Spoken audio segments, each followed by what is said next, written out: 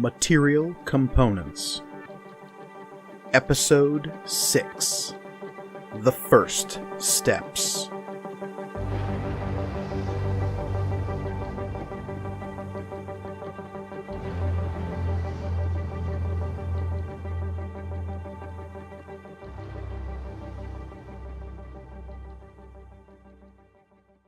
Hello and welcome to Material Components, the actual play RPG show all about intelligent items and the adventurers who love them. I am your dungeon master, Mike Gorgoni, and joining me as always are my stalwart adventurers. Hello adventurers, how's it going? It's going pretty good. Hello! What's up? Reed coming at us from the 90s. Oh, Yeah. What's up? Great. Up next, Budweiser Frogs. All right. Does that date me? Does that date me at all? No. Probably. No one's going to date you, Reed. I know, okay? Well, that's on the internet now. All right. Sick burn. Do we want to start again? No. No, this is absolutely not. perfect. I Keep am on trucking. Olivia Gray, and I'm playing Tears of Cloakbearer, Child of the Outer Storm. I am Cass, and I will be playing Cherish, the Tiefling Sorcerer.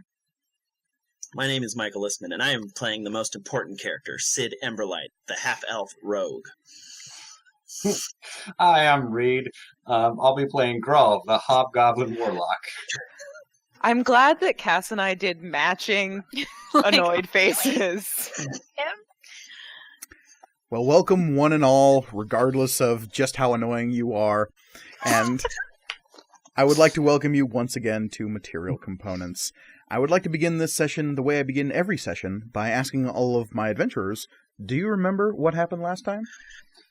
Yep. I gave a stirring PowerPoint presentation, and nobody listened to me. I was moved to tears, sort of. I believe Sid was moved to butts, actually. I was True. gonna say. And Tirza was moved to flush. Yeah. So yeah, that was a great presentation. Everyone was paying 100% attention. 100% attention. To their chicken on their plate. Mm-hmm. Yeah. Mhm, Yes. mhm. Yeah. We fought the Skynwitch, so we certainly did that. You did Yep. indeed face the last trial of the Skein Witch, and in doing so, bringing your found item, the Deck of Many Things, into that test seemed to have untold repercussions, as the whole world in which you found yourself was this big, glitchy mess, a patchwork of planes, as it were. Yep. And we may have realized that the Old Mage's advice was not possibly the best, and sort of came out of that a little PO'd. Some more than others. Yeah. Some more than others. Our good friend Camion. Actually, so we all kind of agreed with Cherish that we should try to figure out what was going on beforehand. Yes. But our good friend Camion decided that that was not what he was gonna do. Yeah. Camion's decision to not only steal the Deck of Many Things from Cherish, but also unilaterally decided that it is the best thing for the Valley to destroy the Skein Witch, regardless of the cost. Right. That decision cost them quite a bit. Yeah. Yes. So that was great.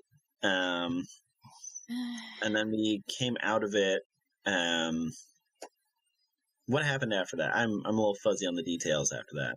Well, Well- after our massive, butt handing to the Skein Witch, we came out and we kind of, decided that we needed to meet up with the Old Mage who was going to tell us everything, so to speak. Or, we're gonna talk to her. It's going to be a pleasant chat. And everyone kind of went their own way. The two parties kind of, did their own thing. Sid chased after the one woman from Party 3. Yeah, and I wrote it down, I believe. Lucretia. Lucretia, I'm going to say it's Tiffany. But Nope, Nah, definitely not. that But doesn't sound right. Yes, and when I asked her who she was and what she was doing, and she's like, I'm going to go murder the Old Mage, and Sid was in a mood, and he's like, yeah, sure, whatever. Let them go. Have fun, kid. I'm sure it won't come back to bite him in the butt later, so, yeah. A lot of butts. Sid's got to focus on butts. He does. I'm discovering so much about him right now. Yeah. Typical teenager. Typical teenager. Yeah. And then we got our stuff ready to go, and we started our journey to the Old Mage's Tower. Well, not quite. Not quite? You had made the decision to leave, but the leaving has yet to occur. Okay, gotcha. Okay. Yeah, Grawl found like passage on and like for all of us to go on a little adventure, but we haven't. But there's a couple of decisions that need to be made right from the get-go, because as we left off last time, yes, the other Threadless had gone their own way, some of them to confront pieces of themselves they discovered during the last of the trials, some of them to try to pick up the pieces of their lives that were so rudely interrupted 5 years previous. Some of them off into the midnight mists, just hugging the bones she collected along the way. We don't know who that is, though. It could be anyone. Anyone. anyone. It's probably Judah, though. Yeah, I think so. That sounds about right. He has laser hands. He's so cool. But the four of you had decided to heed the Old Mage's invitation to her tower in order to garner some answers from that old woman. Yes. For whatever reasons you so choose. But as we find you now, it is 4 days past the Maker Festival. It is now the first month of winter, and that is the month of salt. On the 4th day thereof, you find yourselves preparing for a journey northwards, though some decisions need to be made in terms of how. If we want to bring up our old friend, the Map. Hey, Map, how's it going? Map. Hello. Again, what's up? So, for our YouTube viewers, here is an image of the map, and you will see that there, to the north, along the edge of Lake Quelio, is the Tower of the Old Mage. Some of our players have been there before, others, this will be the first time adventuring that far northward. But, as you can see, there is a major road leading west from Stormhaven to a currently unnamed town, which is going to be one fun piece of this session, then northwards towards the town of Crescent's Edge at the very edge of Lake Quelio. You would all know that there are several options to get to the tower. You can either follow the road along the plains northward to Crescent's Edge and then take some kind of ferry across the lake to the tower itself, or from that unnamed town to the west, you can take the river northwards straight up to the tower. Each of those paths have their own trials and tribulations, as well as their own adjusted rates at which you will get to the tower, and I leave it to you, the adventurers, to choose which path to take. Does the river flow? Would we be going against the river if we took it? No, the river flows into the lake. Great. That might be the fastest way to do it. The river is certainly faster, but it is the more dangerous of the two options. How I mean- come? There are many things that lurk along the banks of the river flowing into Lake Quelio, and Lake Quelio itself is nothing to sneeze at in terms of dangers. You faced some simulacrum of the Kautoa, but those are real threats that lurk within the lake, on top of many other sundry monsters. The lake itself is something you'd have to worry about down the road, though, because along the river there are plenty of things that would love to snap up and eat wandering ships and rafts. And that is why the lock wardens, those of the Guardian Guilds who watch after the waterways of the valley, make sure that those caravans are looked after, but they can only do so much. Olivia, you were trying to say something? Nope. Sorry, I just slammed my elbow really, really hard into the wall. Fair enough. Nice. So Solid. the road northward, on the other hand, is a bit of a slower journey and a bit more sedate There are still dangers out along the roads, but they are much better protected by other caravans, other guards moving to and from the cities. But like I said, it is a slower version of the journey. Right. How slow?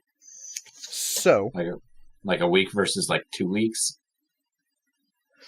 it was actually closer to 3 weeks versus a month and a few days. Okay. That's not like... I mean, it is definitely a difference. So but the it's not river like- the river route will take you 12 days, and the Mhm. road route will take you 18 days.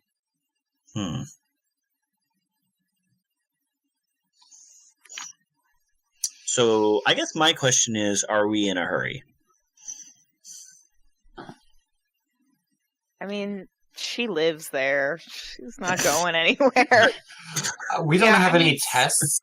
I guess it depends. Like, Sid, are you wanting us to be in a hurry because you know that this chick is going to try to assassinate the old mage? Or do you not care about that?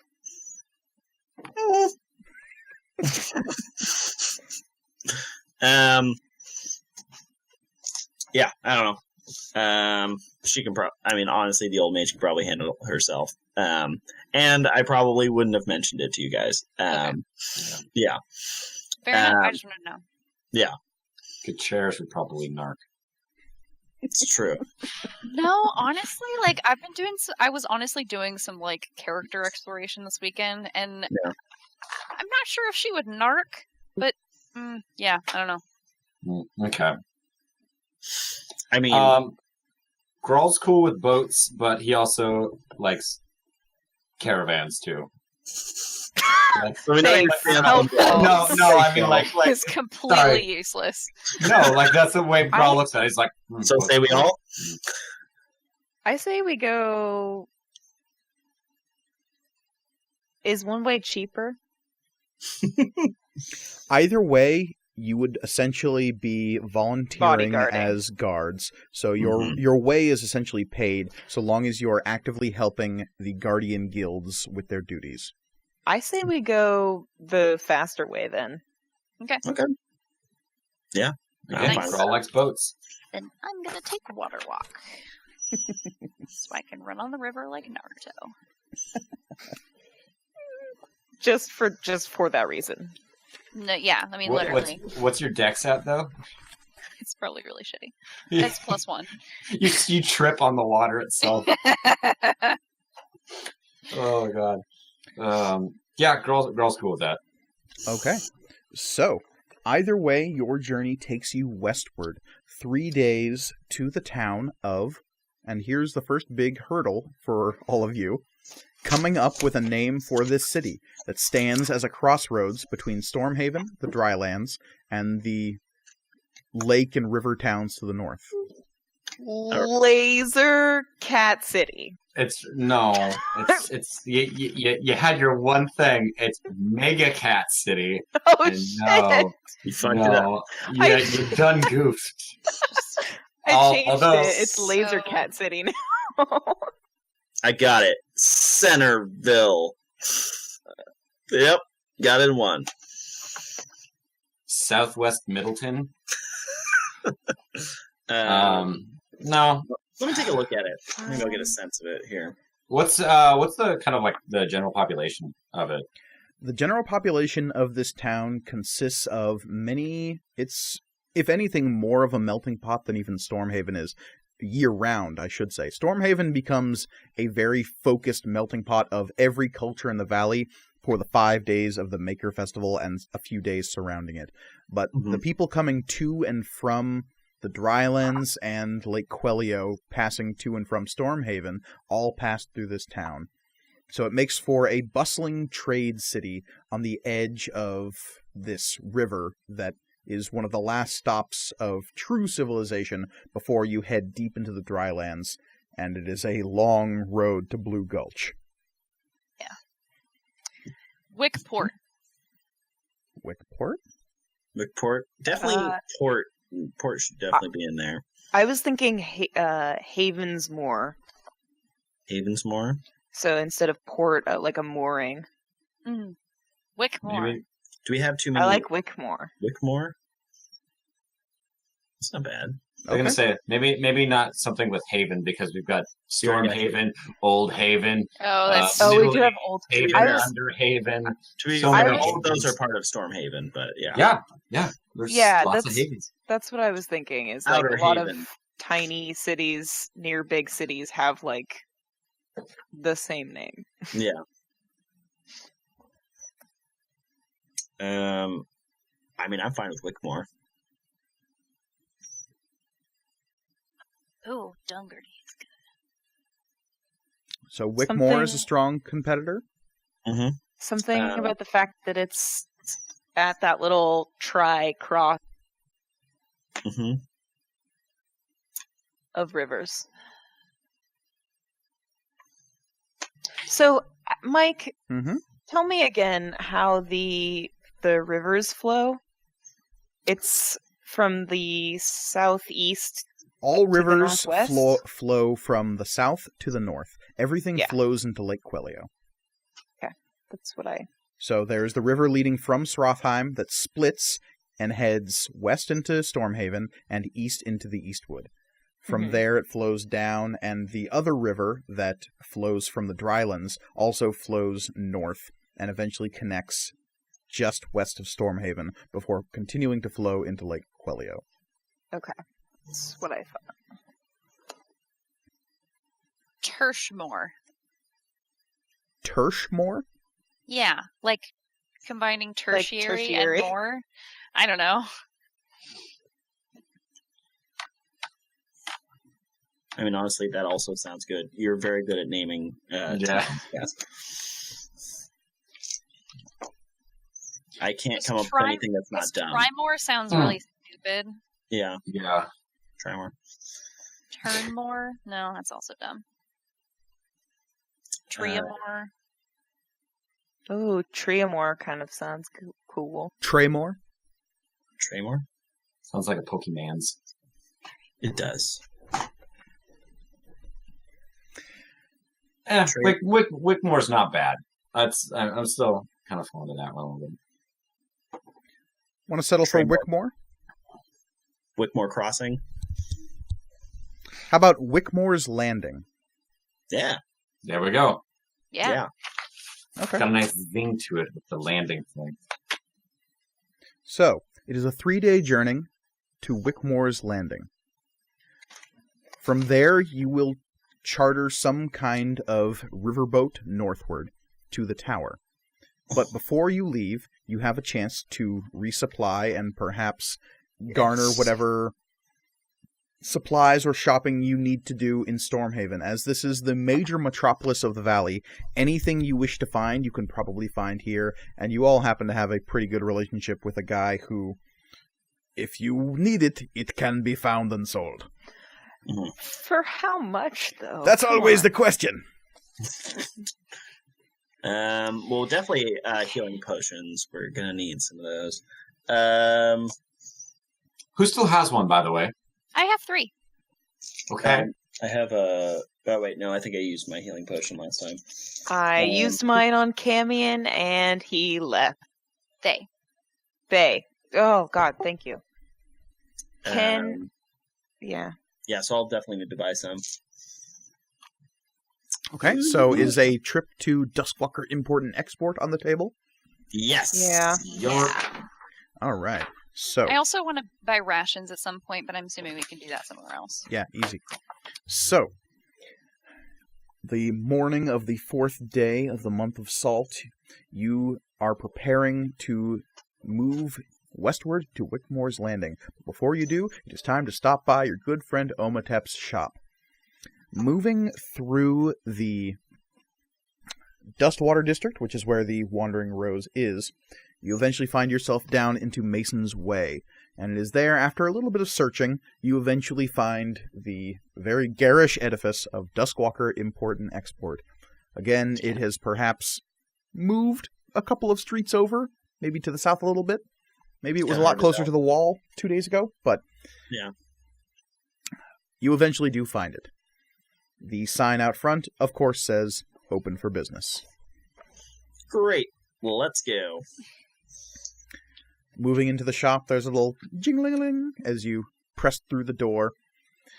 Inside is a wondrous vault of items and miscellaneous arcana, the likes of which you haven't really seen in a cohesive collection anywhere else in Stormhaven.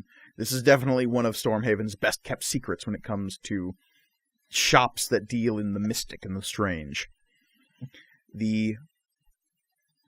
To your immediate left, as you enter the door, is a large pile of banana peels, with a small sign that says, "Banana peels, 5 copper apiece." Aww. Always be Hustle. branding. Always be branding.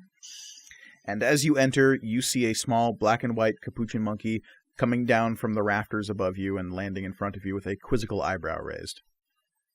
Does he still hate me? Whatever animus Alexander had for you in years past, it seems to have passed. Oh man, that was Mostly really as tough for me. he observes your bulging wallet. Fair enough. Hello, Alexander. And Alexander nods and gestures and waves you forward and leads you through a cacophonous riot of shelves and strange racking units, for lack of a better term. They have these tons and tons of displays under glass, every kind of strange or bizarre item. There is at least one shelf you can see that is nothing but sarcophaguses. A few times you pass strange pens full of odd shadowed animals, and once or twice you're pretty sure that you're passing a painting that is watching you walk past, and when you make eye contact with it, it winks at you. Ooh. Kind of want that. Eventually, Alexander leads you to the back of the shop, which looks like if you had a Dark Ages 7-Eleven. There are strange bins with eyes of newt and a dozen clustered cockroaches all sitting attentively on one little box that looks like it could be for candy. Is there like a large bin scoop and just like plastic bags for you to fill up? Oh yeah, no, this is the bulk section of strange great. material components, as it were. And at the He said the name of the thing. wow! Always be Brandon. Always be branding. At the very back of all of this is a long glass-topped counter where you find Omatep himself flicking through what looks like a magazine. Hey, Omatep! And as you approach, he looks up and sort of just like quickly grabs the magazine, stuffs it under the counter, and goes, "Ah, my friends! Welcome, I did not hear you approach." Well, we're very sneaky. At least one of you are. I look around. Yeah, but I lost him. Oh, Sid, you're always the wily one. So, what have you brought for old Omatep today, huh? Money to spend on things. Oh, very nice. That is my favorite thing for people to bring me. I know. You got any healing potions we can... Do I? I do. In fact, I do, actually. Yes. Oh, right. I was Okay. worried. I was really worried. Like, we don't know your stock. And Alexander scrambles up onto the counter and just shakes his little head, not really having any of Omatep's antics today. He's a sassy monkey today. But Omatep comes around the counter and says, "Potions, potions, yes, follow me. We will go to the alchemically. The place with the potions." Oh, okay. And he'll lead you winding through the shelves of his store. You pass a large cauldron with what looks like just smoke coming out of it. Nothing inside of it. It just is smoking for no good reason. Ugh, and inside, too. Seems appropriate. The smoke seems to vanish right as it's tumbling off the edge of the cauldron and before it hits the ground. So it seems to be just for effect. I mean, yeah. Sounds about right. Now I want it. And eventually you come to a large sealed door that says, "Caution, alchemy supplies beyond." Omatep gives the big iron door, it has a wheel in the front, he gives it a spin, and the door comes swinging open. He says, this way, perfectly safe, don't mind the tape, and he pulls down some caution tape as he's moving through the door. Just to the left of the door as you walk past, you can see what is clearly the outline of a human being in black ash. There is nothing else to suggest that a person was ever here other than their outline. Oh, I found him. And Omatep, pulls a sleeve and is, wiping it as you walk past. He's like, this way. And eventually he leads you to a long display room full of racks and racks of potions. He's like, all right, potions, what can I do you for? Okay. Do you have more than just out of curiosity, do you have more than just healing potions? Of course. Potions aplenty here in my alchemically. I need to come up with a place better... with the potions. The place with the potions, yes. Apothecary? That is the word. Oh, okay. Cool. Apothecary. Thank you. Yeah, no problem. And he takes out a notebook and writes it down. Well, we're going to start. I mean, I don't want to speak for anybody else, but I'd like to start with healing potions and then see what else we got. All right. Well, we have several varieties of healing potion, as you may know. We have, of course, the regular healing potions, very basic stuff, only 50 gold apiece. Mm-hmm. Cheap, dispensable, easy to use. Pop the cork, put it down your throat, and it will heal you for a little bit. Next, of course, we have the greater healing potions. It's a little bit better. In fact, I would call it twice as good. And, of course, that makes it 3 times the price. It's 150. I'll definitely take one of those. All right. 1 greater healing potion. He moves over to a large rack that is just covered in these swirling red potions. It seems as though they are organized by size. The very bottom is 3 racks of the small vials of regular healing potions you're used to seeing. The next couple of racks up are a little bit larger flasks of the greater healing potion, and above that, there are only a few sparse shelves of the superior and the supreme healing potions. Yeah, I don't have enough health for those ones. I'll take 2 standard healing potions. All right away. I will as well. 2 standard healing potions for Tirza. Grawl, if you buy 2 more, your punch card will be full. I was good. Oh, okay. Yeah, well, Grawl empties out his pockets and nothing but maybe I don't know, maybe a moth flies out. Yeah. I mean, definitely a moth. Yeah. No, I don't know if y'all know this, but Grawl's broke after buying everyone healing potions. I'll buy 2 standard healing potions for Grawl as well. But I had are you 700 sure? and some gold. Yeah, I spent 700 gold on healing potions for everyone. That's right. Really? Oh. Yeah, including party number 2. Well, yeah. Yeah. Well, I wanted to make sure no one died. Well, we appreciate that. And we didn't. No one did. Yeah. Yeah. So there we go. Except for the Skein Witch. Yeah. I didn't buy her one. No. Them one. Oh. Whatever. And Omatep, as they're bustling around and grabbing potions for you and handing them out and collecting gold, most importantly. Yeah. We'll say, so, how did the Maker Festival treat you all? I see you're all alive. That's good. Yeah. So in that sense, good. Yeah. You know. Don't look so bummed out, my friends. I mean... You're alive! You survived! Whatever horrible interplanar machinations were attempting to manipulate you failed. So, good job. Yeah, I mean, I saw my own death in the future, so that was pretty rough. Yeah, but... I did too, Tirza. Mine was not as exciting as I thought it would be. Yeah, I'm gonna get eaten by a dragon or something. What? That's how you die? I'm sure gonna piss off Pyre Scale. I don't know how. Please, I think I would follow my dad into a pool and drown. Oh, I'm sorry. I can't think of a worse death.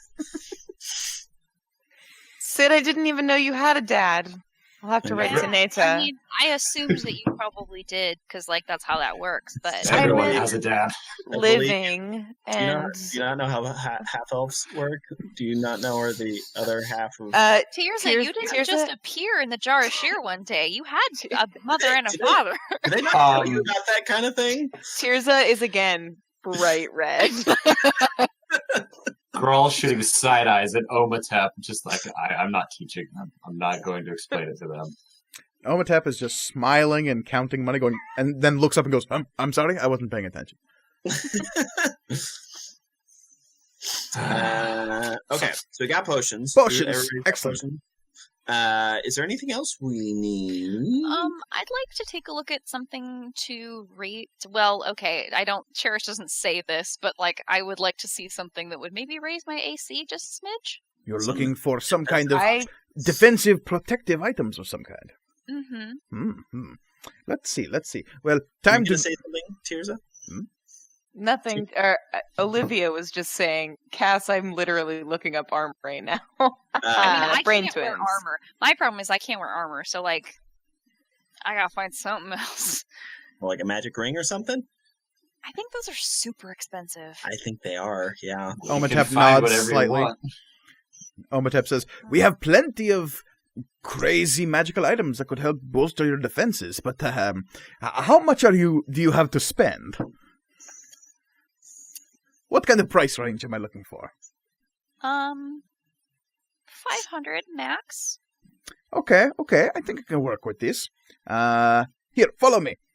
He leads you over to a corner of his newly dubbed apothecary. He goes to a large barrel, pulls off the lid, and hands it to you.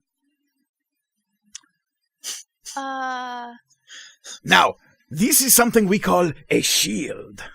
Oh, I'm not proficient with this. Oh, and he takes the barrel top away from you, then Well- looks into the barrel, grabs the barrel and sticks it over Cherish. Sticks the I barrel think over? this counts as armor, unfortunately. Which I'm also not proficient with. Oh, I see. Takes the barrel off. Well, look. I am very, You were gonna charge me $500 for 500 gold pieces for the top of a barrel? It's a magic barrel? Is it? Yes! Take a look at. Helps you float? I don't even need a boat to get to the old tower. It's true. I have it on the reputation of several very fine dwarves. This barrel will carry you all the way down the river. That sounds familiar. I just don't know why. Down the dark swift stream. No. Okay, well, never mind then. I'd like to take a look at some quarterstaffs. Very well. Let It's- us see. Yeah, just moving on from this whole interaction. Yeah. Omatep can show you quite a few magic items. The problem being, everything he shows you is a little out of your price range. Omatep specializes in the fantastical and the magical. Anything of a mundane quality has no place in Duskwalker import and export. All right. Well, thank you for the healing potions. Hey guys, I'm gonna go see if I can find a quarterstaff or something. Peace. All right. Is there anything else? Just leave. Just leave?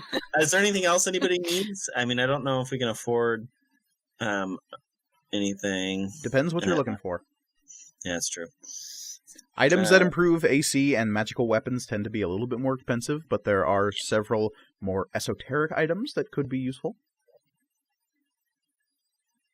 Like something of water walking? That'd probably also be spendy, huh? Yeah, Omatep could give you a potion of water walking. Oh, how much would that be? 500 gold. Ugh.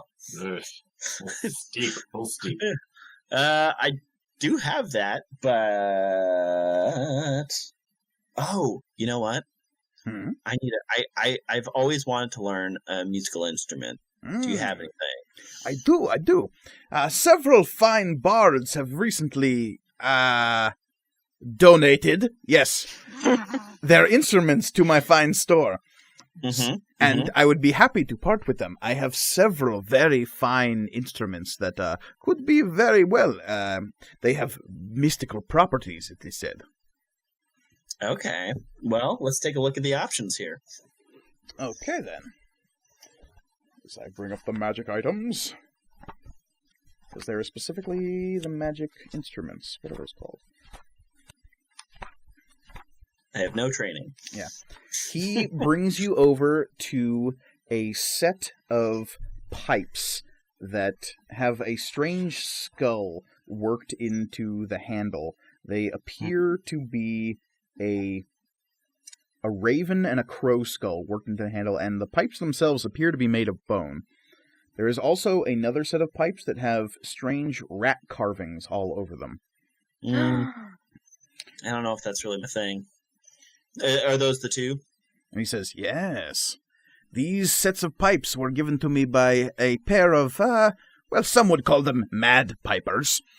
But, did they have a reputation? What is the reputation? Let's just say, don't use these to go luring children out of their homes. I wouldn't recommend it. Because it'd be effective or it'd be ineffective? A little bit of column A, then with the torches and pitchforks, a little bit of column B. Gotcha. Well, I'm not feeling these. It doesn't really fit my, aesthetic, It's very doom and gloom, unfortunately. But No. What you find here are the pipes of hunting and the pipes of sewers. You could have a very merry swarm of rats following you. You said one of them was pipes of hunting? Oh, haunting. No, it's a very common misconception, actually. Oh, okay. It doesn't so much let you hunt better so much as something begins to hunt you. That is tempting. But maybe I'll have to... I'll think about it. I'll mull it over when I get back on my journey. Maybe I'll make a more finite decision. I'll just put these aside for you, then. Yeah. Okay, I'm good. Anybody else need anything? I have no money, so... Oh. Fair enough. So, as soon as you say that, Omatep says, well, look at that, it's almost time for closing. I think it is time for you all to just scamper on, maybe follow your friend Cherish. Alexander will see you out.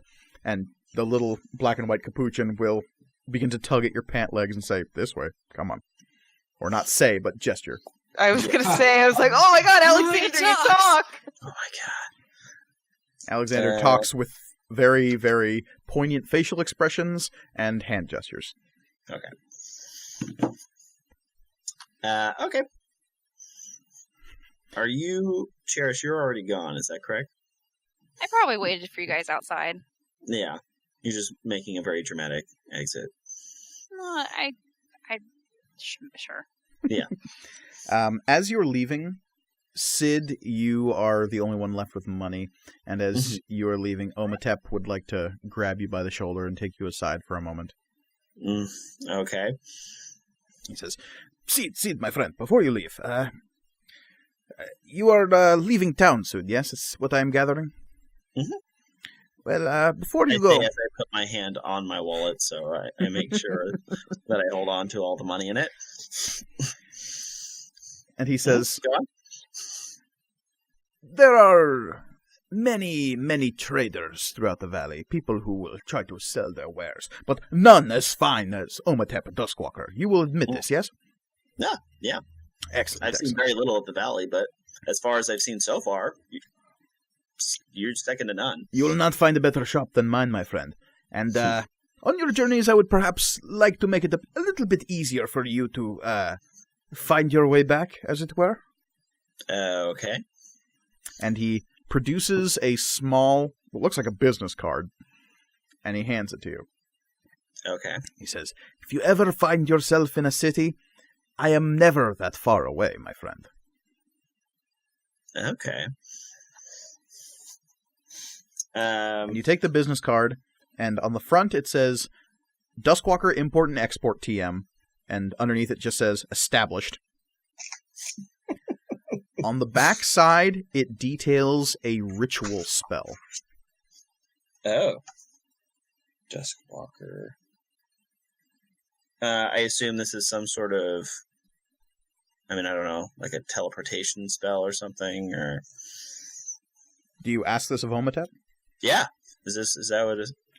No, not precisely. Let us just say, my door opens to any who are willing to find it.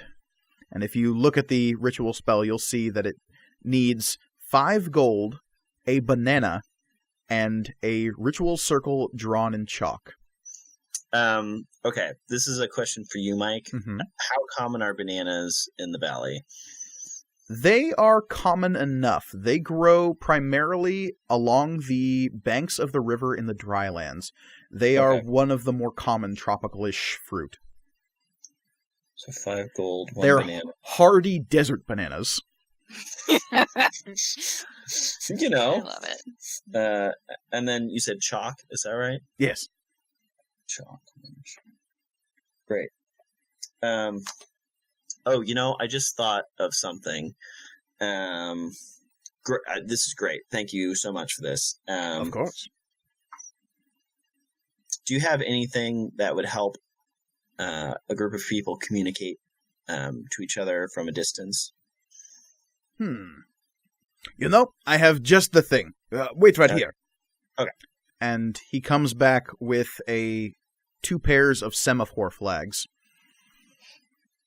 And he says, These are the ticket. What do they do? Well, you hold them up in different orientations and can communicate over great distances some kind of code or communication.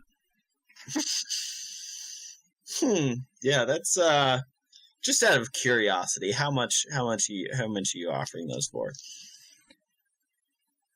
For you, Sid, my friend, I would part with these for a paltry 300 gold. It's just such a good deal. But hey, what do you know? I made some bad investments. Gotta go. Bye. And then I walk away. Okay.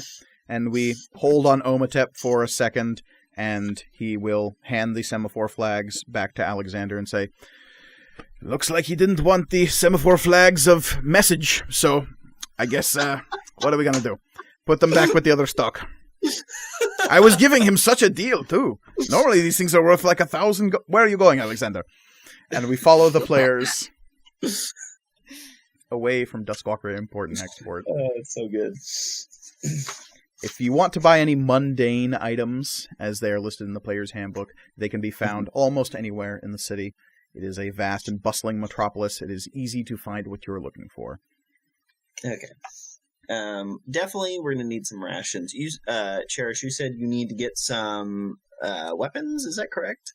I just wanted to look at a quarterstaff. I just have daggers, and I don't know. I thought it would be neat to get one of the only other few weapons that I can handle.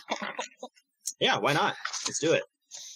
Where would you like to go? Which district would you like to go to look for a quarterstaff? Good question. I don't have a copy of that map. That's because if we'd like to bring up our old friend, the city map, we will see that Stormhaven is divided into 6 districts. Currently, you are in Mason's Way, the southernmost district. To the west, we have the Dustwater district, which is the largest and perhaps most cosmopolitan district, as it spreads out away from Old Haven, which is the central guild-controlled district. To the north, we have Green Terrace, which is a bit more magically inclined, elvish central district. On the east, we have Nightside, which is a bit of a rough-and-tumble neighborhood. And, of course, in the center of everything, we have Hall Hill, which is where the central guilds of Stormhaven are located, as well as the mayor's residence. I'll go...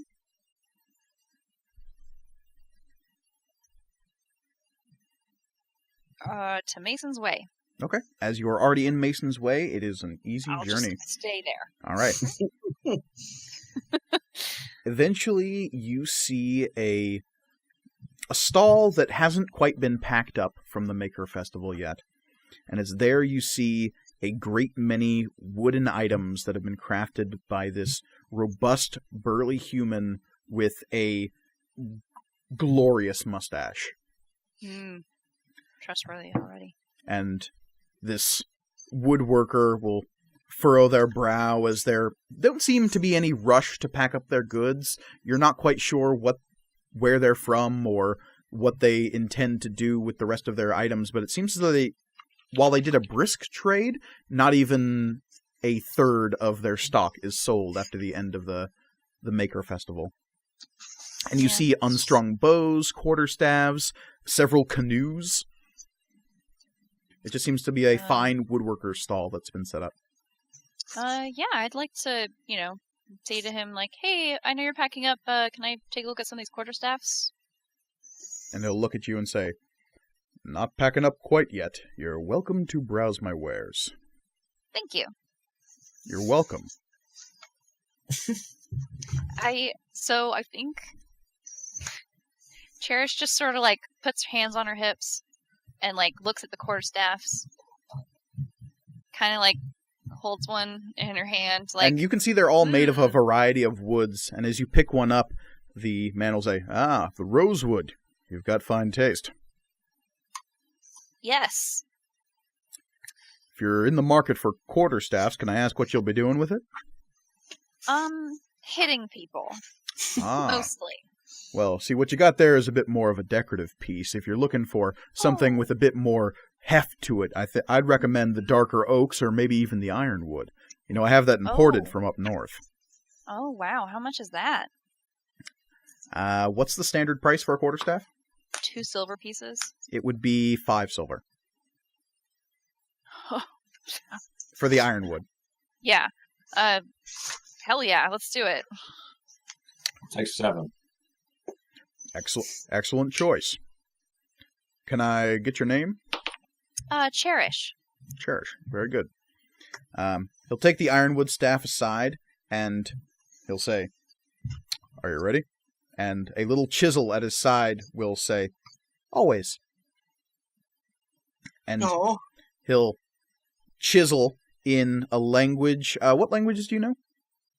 I know several. Oh my god, can it be in Infernal? That's so choice and on brand. You can request it. Yeah. So the woodworker will look up at you, raise a thick eyebrow, and go, you want it in Infernal? I'm sorry, I don't know that language. Could you write it down for me? Oh, yeah, sure. Okay. I do that.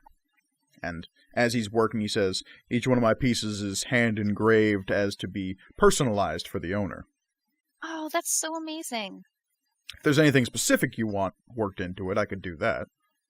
Oh, just my name is fine. Alrighty then. Standard it is. I'm, like, grateful enough as it is. What was your name? Nicholas. Nicholas. Nice to meet you. Nice to meet you as well. Cherish, was it? Mm-hmm. And Nicholas will carve into this thing with this little bevel, and it seems to slice through wood as though it were butter. This particular forge-bonded item seems to have the ability to just work away wood as though it were nothing. Nice. And they will carve in their name in the exact same script as how you wrote it, so it looks like it's in your handwriting. And then he will pick up gingerly and blow away some of the scraps, sand it down a little bit, and say, here you are, Miss Cherish. 1 ironwood quarterstaff. Good for hitting. Thank you so much. I'm glad. Well, if there's anything else I can be doing for you? I think that's all. Thank you. Thank you. I was wondering if you had a few things. Do you have caltrops? I am a woodworker. Oh, sorry. Where are we? Sorry, I'm not paying attention. Sid just rolled up. Caltrops, like, please! Hey, I need some caltrops. Like, Sid, this is a woodworking state. This is a woodworker's booth. Oh, shit. I'm sorry. What was your name? Kevin? Nicholas. Nicholas. It's Nicholas. You look like a really swell guy, Nicholas. And you don't. Yeah. Sid, let's go. Oh, okay. Do you know where I can find caltrop? No? I Okay. I have the quarterstaff, and I'm like wrapping my arm like around Sid's arm, like, okay, bye, Nicholas. Thank you so much. Anytime. Thank you, Miss Cherish.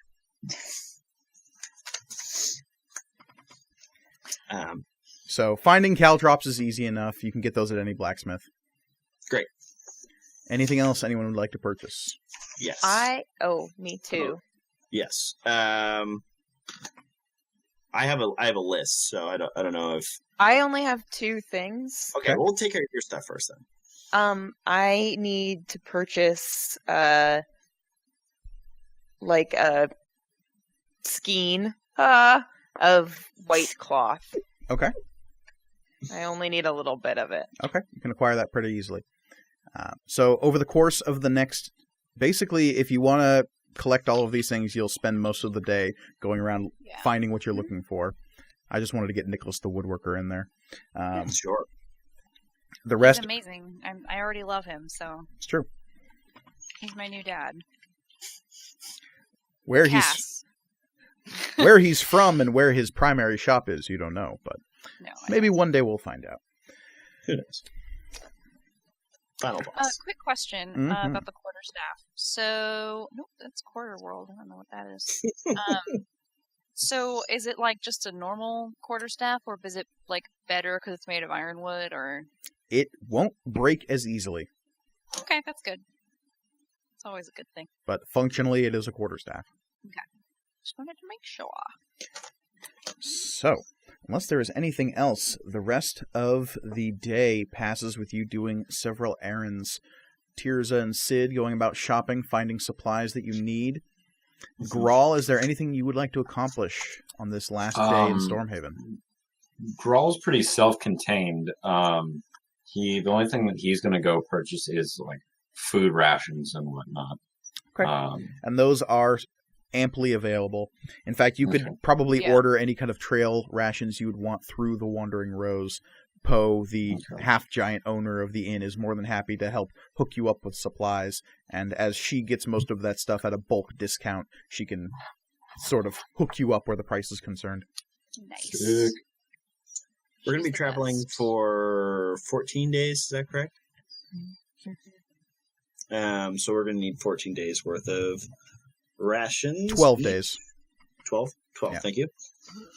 Write that down. So, before you leave, Kalkan and Netta would like to say their goodbyes, because Kalkan has yet to depart for the Drylands, but they intend to as soon as Cherish leaves the city.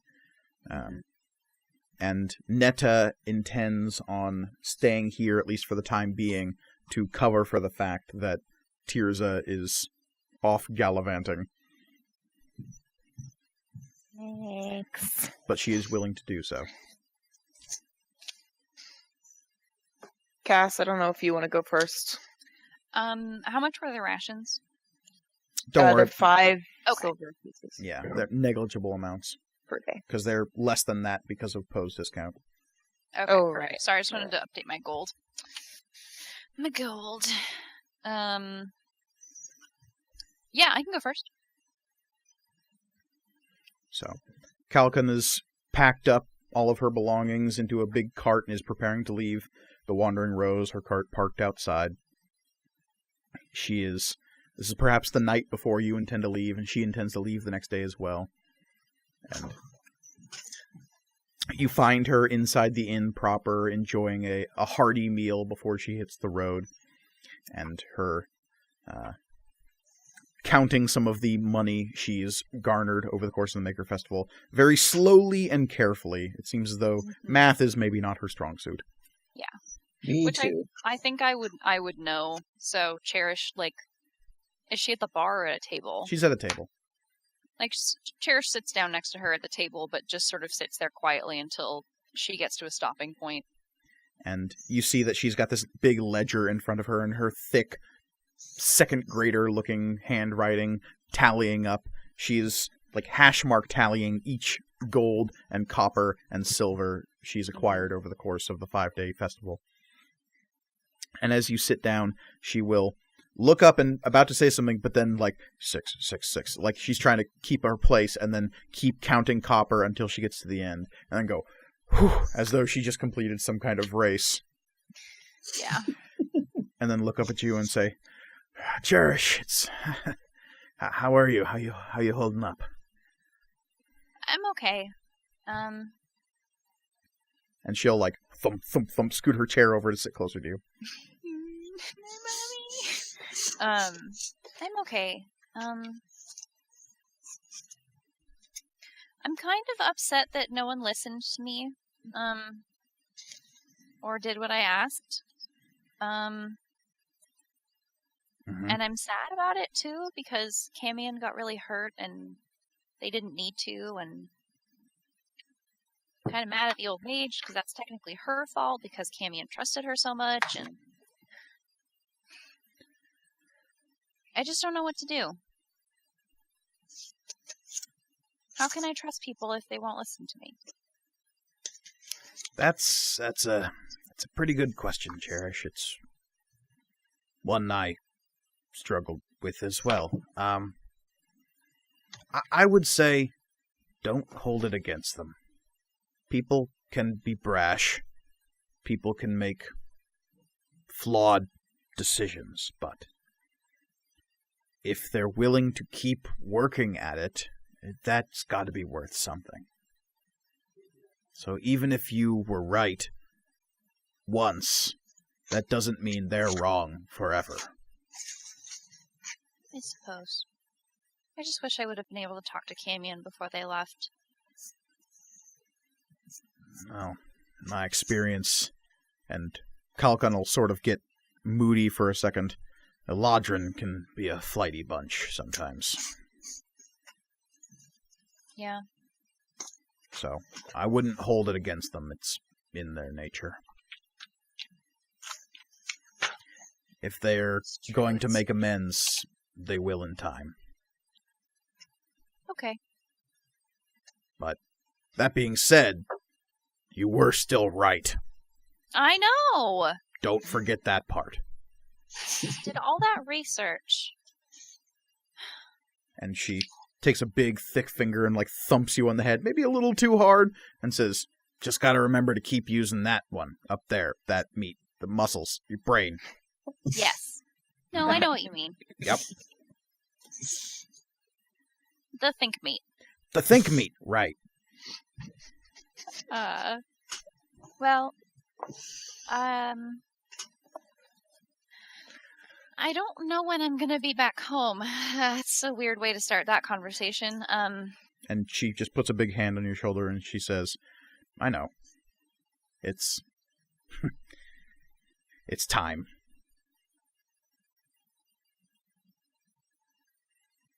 I'll try to write to you. And she gets a little bit choked up and she says, my little girl's gonna be an adventurer. Mom, stop, you're embarrassing me. Is there anyone around to see this interaction happening? This is just happening in the common room of the Wandering Rose, so probably. If you want to be there, you can be. No, I was just wondering if there are like other like customers just like, what is going on over there? Maybe a few.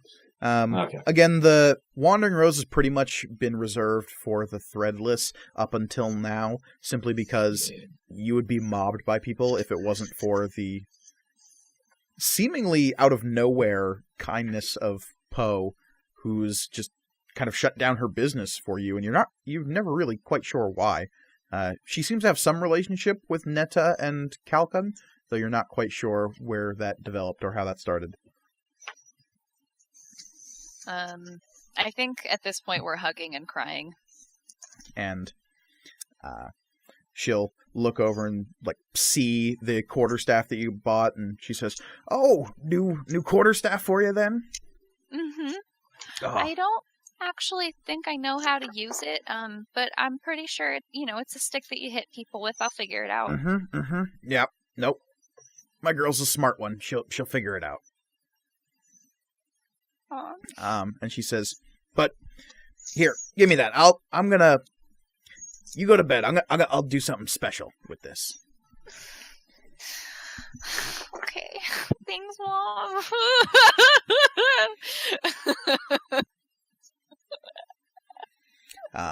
And Calcon will take your quarterstaff and wander away with it. I kiss her on the cheek before she leaves. And she gets a little Mom red. thing. Yeah, mom thing. Tirza, you can Okay. find Netta out back.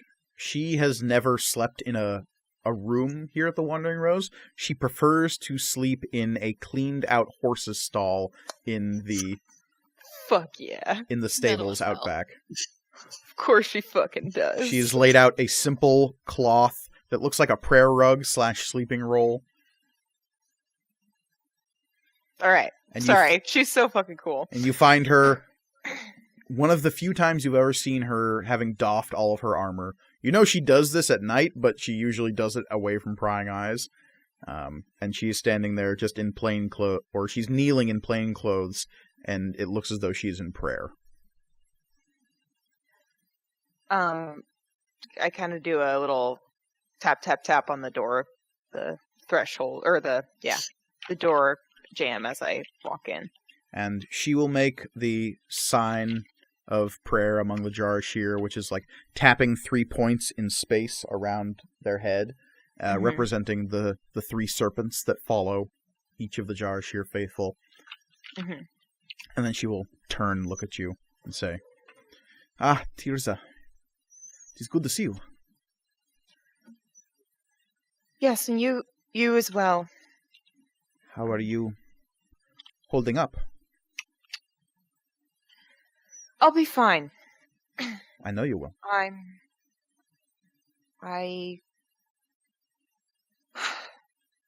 This final test has been not what I expected, but I think we're finally going to get some answers, which I'm pleased about. That is good.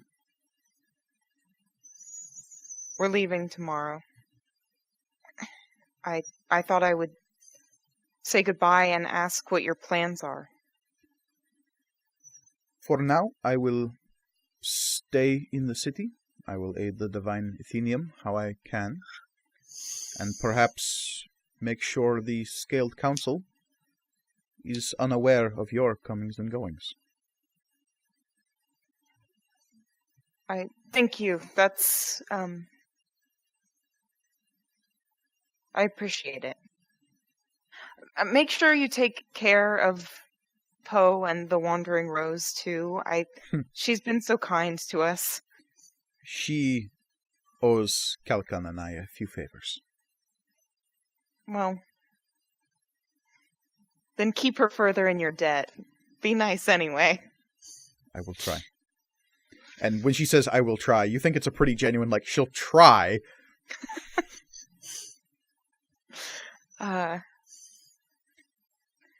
I suppose this is farewell until I return and take my vows. Yes. Once you Do you, fulfill your vows, you will become... And she pauses, and again, you sort of feel that brink of emotion. A Thunder Guard, such as I am. But until then, you are free to do as you please. Yes. Well, I'll do my best to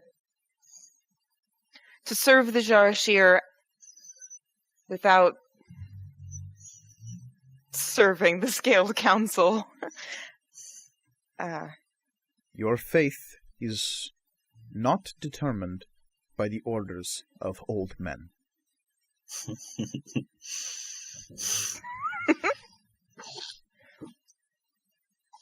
Thank you. I think I'm starting to realize that. I thank you for everything, really. Thank the storm, girl. It is by their providence that we persevere and prepare. The last augur is drawn, so it is only a matter of time now. And Tirza grins really, really big. And for the first time, you see a quirk at the edge of Neta's face as she grins a little bit as well. And by cloak and by shield we shall be harbored. And then, May Azid the Haka ignore your passing. and I don't think they hug. I think she goes to Neta and they do, like, I don't know, whatever their approximation is. It's some sort of like weird arm clasp thing. Like she just grabs her hands. It is a clasp of the forearms, and then the offhand will grab the shoulder. Oh, cute! And she's really big, so I have to reach for it. That's good. And she'll sort of like slump a little bit so that you can. Yay! And then yeah. And she says, "Before you leave, I have a small gift." A gift for me? Yes. Oh. It is a little unorthodox, I know, but... And she sort of scrambles for words, can't really find anything, and then she'll just run over to her doffed armor and pick up what looks like a necklace and come back over to you. And she'll present it to you. And it is the representation of one of the Outer Storm gods, as the Jarashir worship them. It is... Oh, what is her name? Should have had this written down. Sorry. It's all good. I'm also finding our chat about them. Yeah. It is a little totem of Shamaran the Wise. And she says, it's this little figurine carved of what looks like bone or some kind of ivory. And she will hand it over to you and say, "This has brought me luck through many adventures, and I pray it will do the same for you."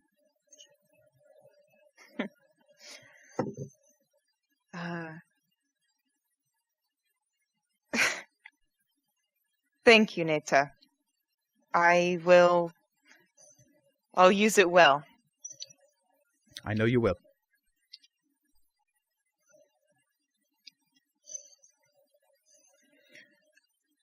So, the next day...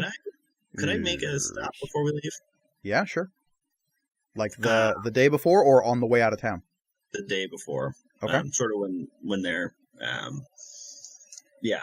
I want to stop by my mom's grave. Okay. Your mom is buried. Bring up the town map one more time.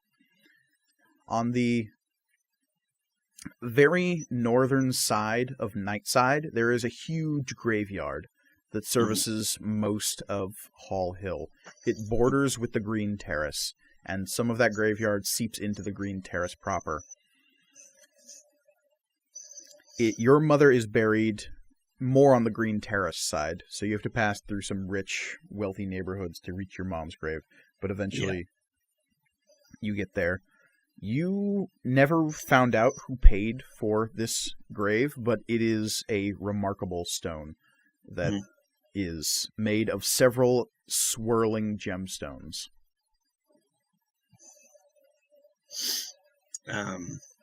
So one of my things that I bought just sort of flowers, and I'm going to leave them. I'm going to sit in front of the stone for a while, and I'm just going to, when I think for a bit, and I say, I'm going to be leaving soon, so I'm not going to be able to visit for a while. And I'm really excited because I haven't left Stormhaven since everything happened. So, yeah, it's going to be, I think it's going to be fun. And I'm going to go to all the places that you told me about, and maybe they know about you there too. But I hope I do you proud, and I hope that what I saw in the trials wasn't true.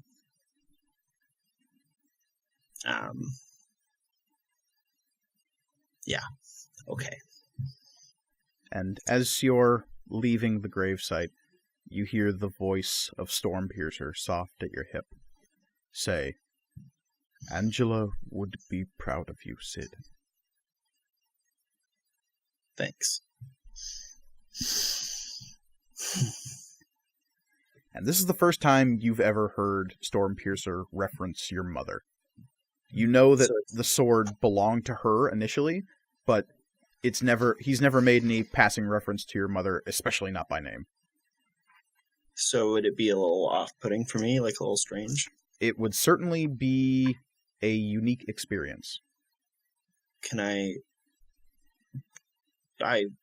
Sorry, I've never heard you say her name before. Would you be able to talk about her at all, Stormpiercer? What do you remember, if you can? Stormpiercer is silent. No. Maybe later, I guess. And I think on that note is where we'll take our break. And when we return, our adventurers will leave Stormhaven, some of them for the first time. Greetings, my friends. Omatep Duskwalker here, owner and proprietor of Duskwalker Import and Export TM, here once again to bring you many fine deals from my shop's inventory. Okay, no creepy voices this week. That's really good. Anyway, I am here to talk to you about one of the most useful items an adventurer can have in their inventory, and that is, of course, the thing that can carry your entire inventory, a bag of holding. The bag comes in a variety of style and color options, and while it may look humble on the outside, it is the inside that counts, for within this bag you can fit up to 500 pounds, not exceeding a volume of 64 cubic feet, of course, though no matter how much you put in the bag, it always ever weighs 15 pounds. Easy to carry, but still heavy enough to clock someone over the head with. Unfortunately, if the bag is ever overloaded, pierced, or torn, it ruptures and is destroyed, spilling its contents all over the ground. Wait, did I say ground? I sort of meant astral plane. It scatters the contents over the astral plane. Though if you turn the bag inside out, it does in fact spill the contents all over the ground on this material plane. Way less messy. And of course, in a pinch, the bag can serve as a convenient hiding place, though be warned, it only has about 10 minutes of breathable air inside there. That is why I recommend this added bonus item, a straw. 1 free straw with every purchase of a bag of holding. Duskwalker Import and Export TM is of course not responsible if you place the bag of holding into an extra-dimensional space, such as a portable hole, because of course this will cause a rift to the astral plane to open right before your eyes and suck everything in. So please, don't do that. I have enough complaints to deal with as it is.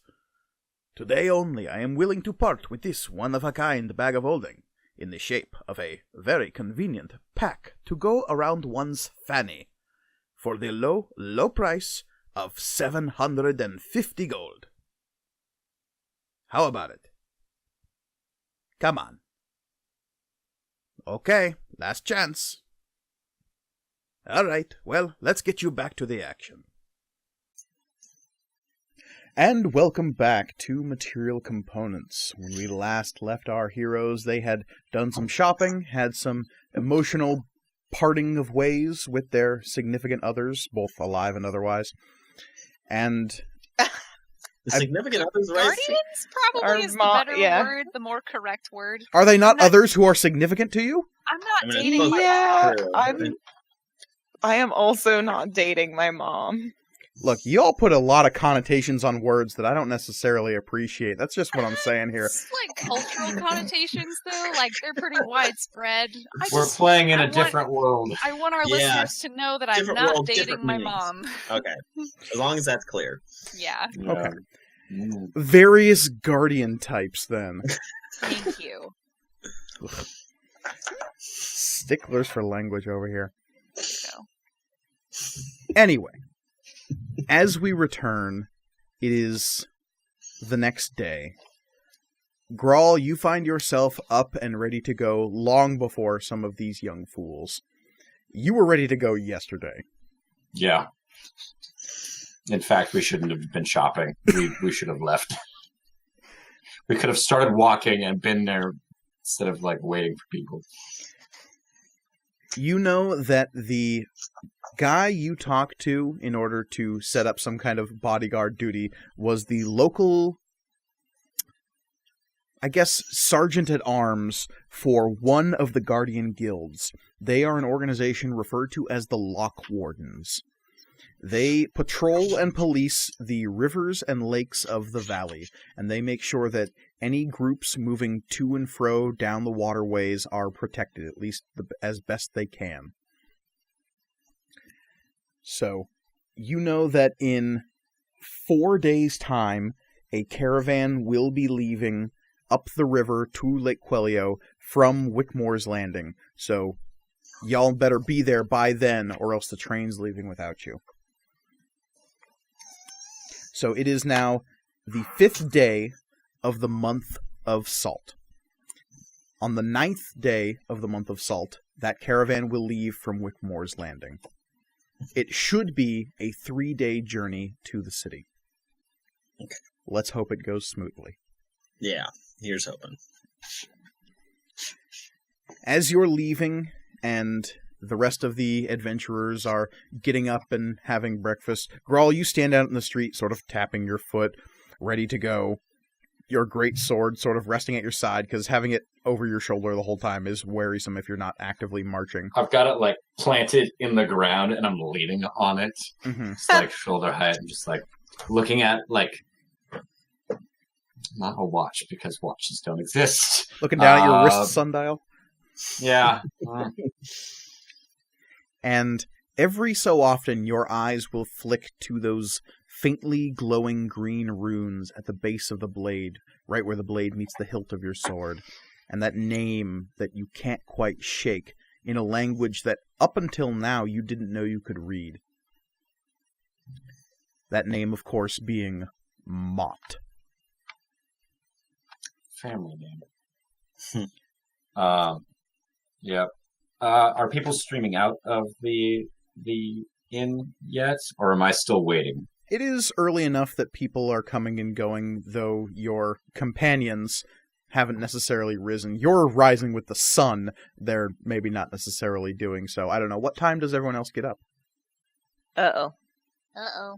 He's No. gone. Oh, okay, he's back. Okay, we're Oh, he's back. He's back. All of us lost you. Oh dear. Yeah. Yeah. I was rising with the sun, and that was it. What Mhm. time do the rest of our adventurers awaken? I mean, I'm probably next up. I think Tirza is a morning person. Ugh. Can't Amen. relate. Cherish is probably up definitely after Tirza and before Sid. Yes, Sid is absolutely the last person to wake up. He's mostly a night person. Grawl, eventually all of your companions are awake and downstairs eating breakfast. Meanwhile, you've been awake for hours now, just tapping your foot. Have I seen like? Has anyone stopped to talk to me at all? Have I like noticed anyone? Someone stops to talk to you right now, in fact. Yay! As you are sitting outside, just angrily tapping your foot, staring sort of into the middle distance again, your eyes being drawn every once in a while down to that rune. A figure will approach you and give you a sort of appreciative nod as they look you up and down. Do I recognize this person? No, they seem to just look you once over and give you a brief smile, and they try to walk past you into the Wandering Rose. What does this person look like? It's a human male. Roll for attractiveness. Yeah. Roll for sexy. Human male. That's a 1. Their No, early 30s. okay. A little bit of like 5 o'clock shadow, but not a full beard. Black hair. I would say probably middle of the road dress. And Okay. as they walk past, I need you to make a perception check. 18 plus 3. No, so that's a 22. 22. You definitely notice as they walk past, as the knife leaves their sleeve, and they're turning to gut you just as you notice. That's about So right. Okay. you get the first action here. Yay. Hooray, Our perception. girl was getting laid. Yay. Oh, darn. This is as close as Girl gets to getting laid. Yeah, well, I mean, there's jokes about, getting action and whatnot. Grawl, what are so- you doing? There's someone coming at I'm- you with a knife. Yeah, I'm gonna. There's jokes to be made. Yeah, no, I'm gonna fucking. Do I want to dodge? Shield. You cast shield? Yeah. Okay. So, that is going to be a 9 to hit, is not going to make it. No. All right. So, that was their attack, and then we're back over to Grawl. Okay. Your shield Well- fades as their knife scatters across that crackling green energy you summoned in front of you. And they let out a curse and start backing up a little bit. Knife still in their hand. Yeah. Well, so the greatsword's already out, so that might as well go with that. I'm gonna whack away at him. Okay, give me an attack roll. 12 plus 7, so That's 19. a hit. Yay. So 2d6. 9. Okay. There is a horrible spray of crimson as you cut this person down, and they slump to the front doorstep of the Wandering Rose in bloody heaps, dead at your feet. Well, What do you do? I pop my head into you said the Wandering Rose? Mhm. Yep, I pop my head in there. We gotta go. We need to leave now. The rest of you are downstairs eating breakfast, having your morning tea. Cherish, Kalkan has approached you with your ironwood quarterstaff, and she will show you that she has made several attachments for it that can be fitted over the top of it to make it into different types of weapons. That's cool. whoa. Okay. No, that is cool. I'm just not gonna be proficient with any of them, but that's fine. And she says, look, I know you're not necessarily good with all of this stuff, but with a little practice and some time, this could be a very effective tool. And as she's saying You're this, right, I trust Grawl you.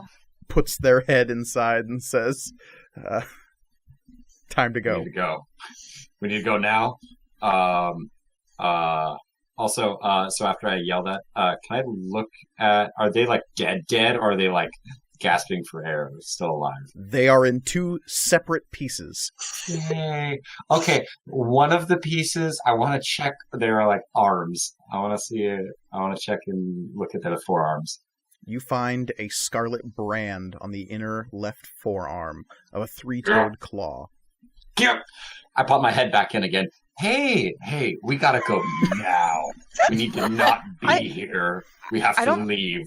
I don't think any of us have heard Grawl say the word "hey" before, so that's Hey. probably the thing that makes us go like, maybe we Are should, you okay? Probably maybe pretty we should serious. go. I'm grabbing my greatsword and using the pommel of it to bang on the inside of the door when it's open. Like now, we have to go now. I take a bag and I kind of shovel a bunch of food in there and just tie it up and take it with me. Yeah, like I'm assuming I already have all my stuff like downstairs with me. Yeah, all of your bags and packs are packed and ready to go by the door. Poe has laden you with enough supplies to get you to the tower, presumably, if it takes you the prescribed 12 days. And so you have water skins, everything you could need for this journey, all packed up and ready to go by the door. So if you are heeding Grawl's insistence on leaving, you can very easily snag up all of your stuff and just walk right out the door. I grab one of someone's satchel thing and I grab it with me, and I'm indicating to everyone else that hey, I'm just gonna start walking towards the place where we need to be, and there's very clearly blood on my greatsword. And as I'm assuming you haven't moved this dead guy by the door. No, that's two different Yeah, halves. That's double the work. As Tirza is walking out the door, she's like, "Well, I guess we better follow him." Oh my gosh, this guy is hurt. Yeah, what he's happened to very this? hurt. What happened to this man? We have he to slipped. find out who did this. Oh, He there's slipped. a- He he's- fell. Grawl, He's in two Did you different do this? pieces. was this you? This screams you. It was me. In fact, it was me. He tried to kill me. We have to go. Oh, Oh, okay. And you definitely do see the knife on the stone next to the corpse, wielded in the hand that was linked to the branded arm. Do I see the brand? I think it's still probably pretty visible. Okay. Oh my gosh, this is one of those cultists that kidnapped me and Kalkin. Oh yeah, and we gotta go. should we tell the owner of the Wandering Rose really quick before? Poe is wandering up behind you and saying, "Cultist, nope, I've got it. You kids go." Oh, thank you, Poe. It's a Thank common you. problem. More common than I'd like. Wow. Cool. All right. We're heading off at a healthy clip. So Yep. Body. the three of you grab your packs, and Grawl, I don't even know if you noticed this, but the person's pack who you grabbed was not any of your companions. You just grabbed some rando's pack, and you're carrying it. So you have an extra pack with you, just letting you know that. Woo! Woo! Cool. All right. Oh, it's filled with foodstuffs. Mostly chicken. And the three of you scramble west into the Dustwater District, away from the slain cultist, and attempting to get out of Stormhaven. It is several hours before you're actually out of the city proper, but it is a quick enough jaunt through the city.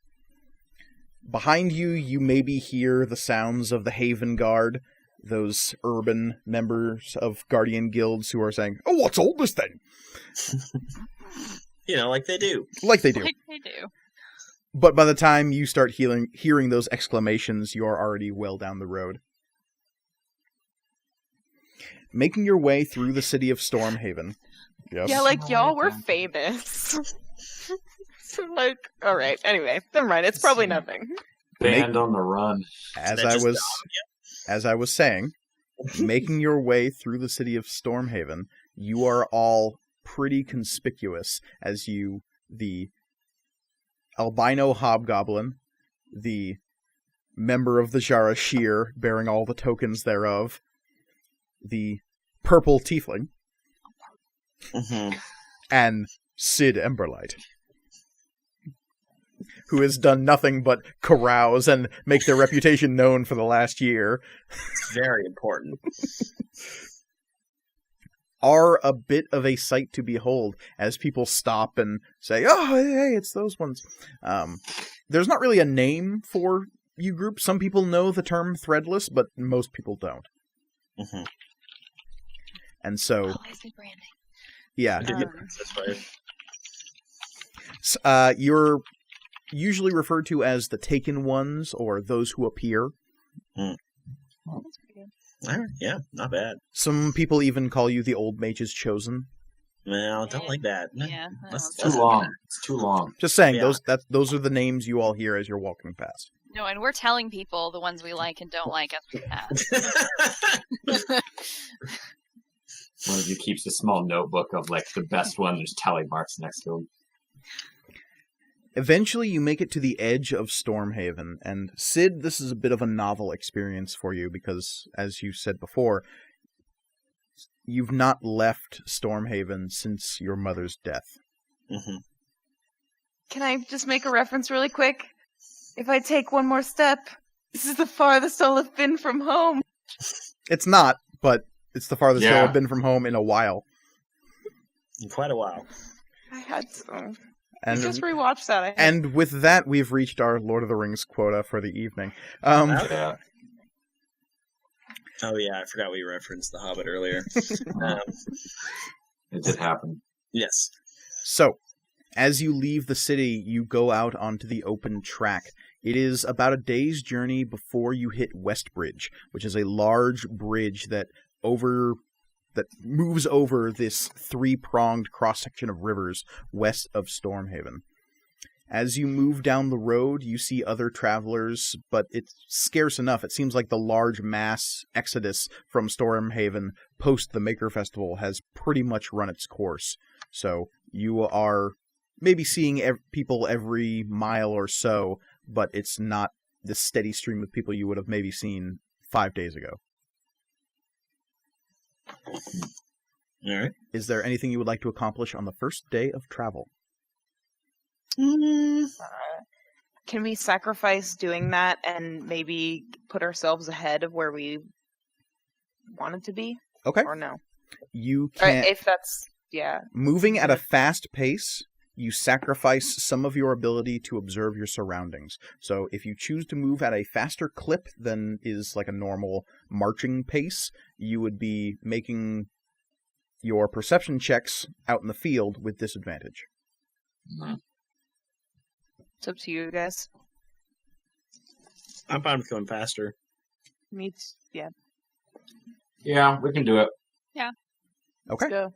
So, you pick up the pace, moving at a heated clip, putting more distance between yourself and the city. You think you could probably get to Westbridge by nightfall if you keep pushing.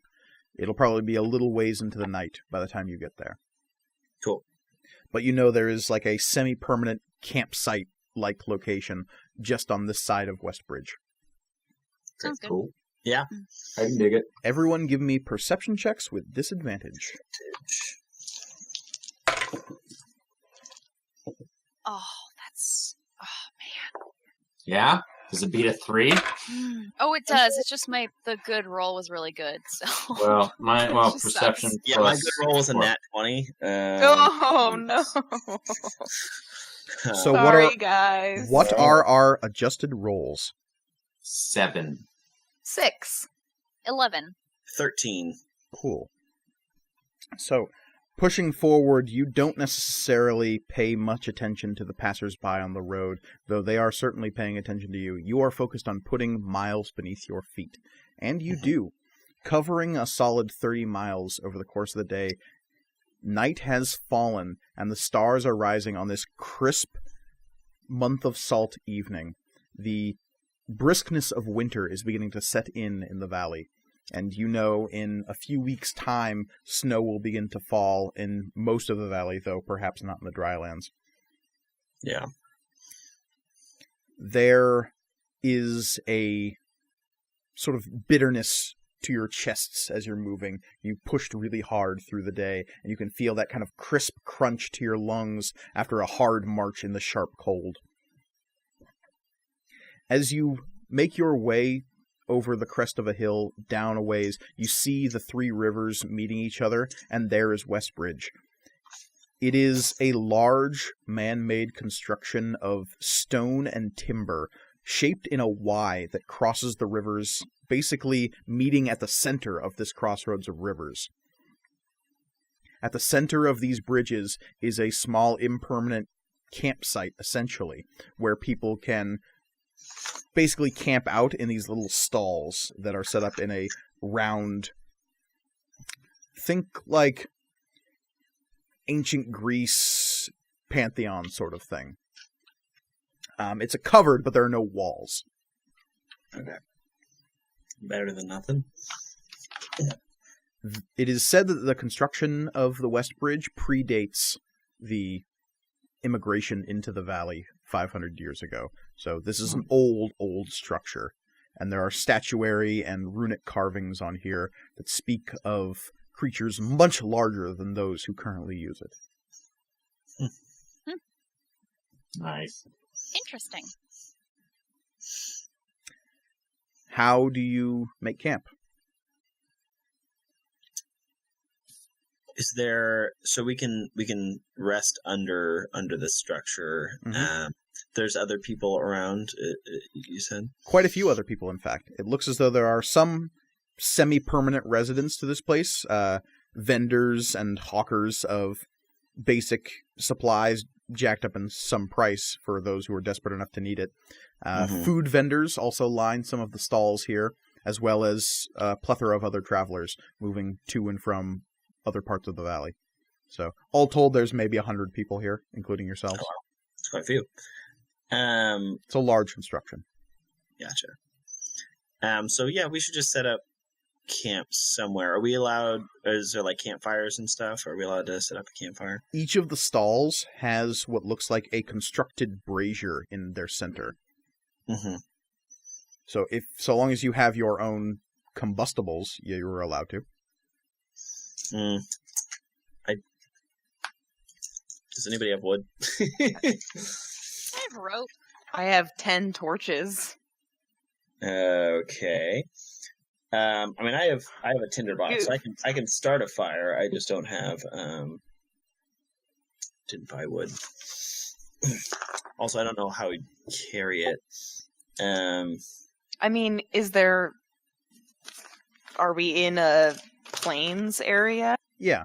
On either side of the bridge, you could find scrubland and basic things to burn, though you have to go pretty far because it seems like a lot of the semi-permanent residents have scrubbed this place pretty clean.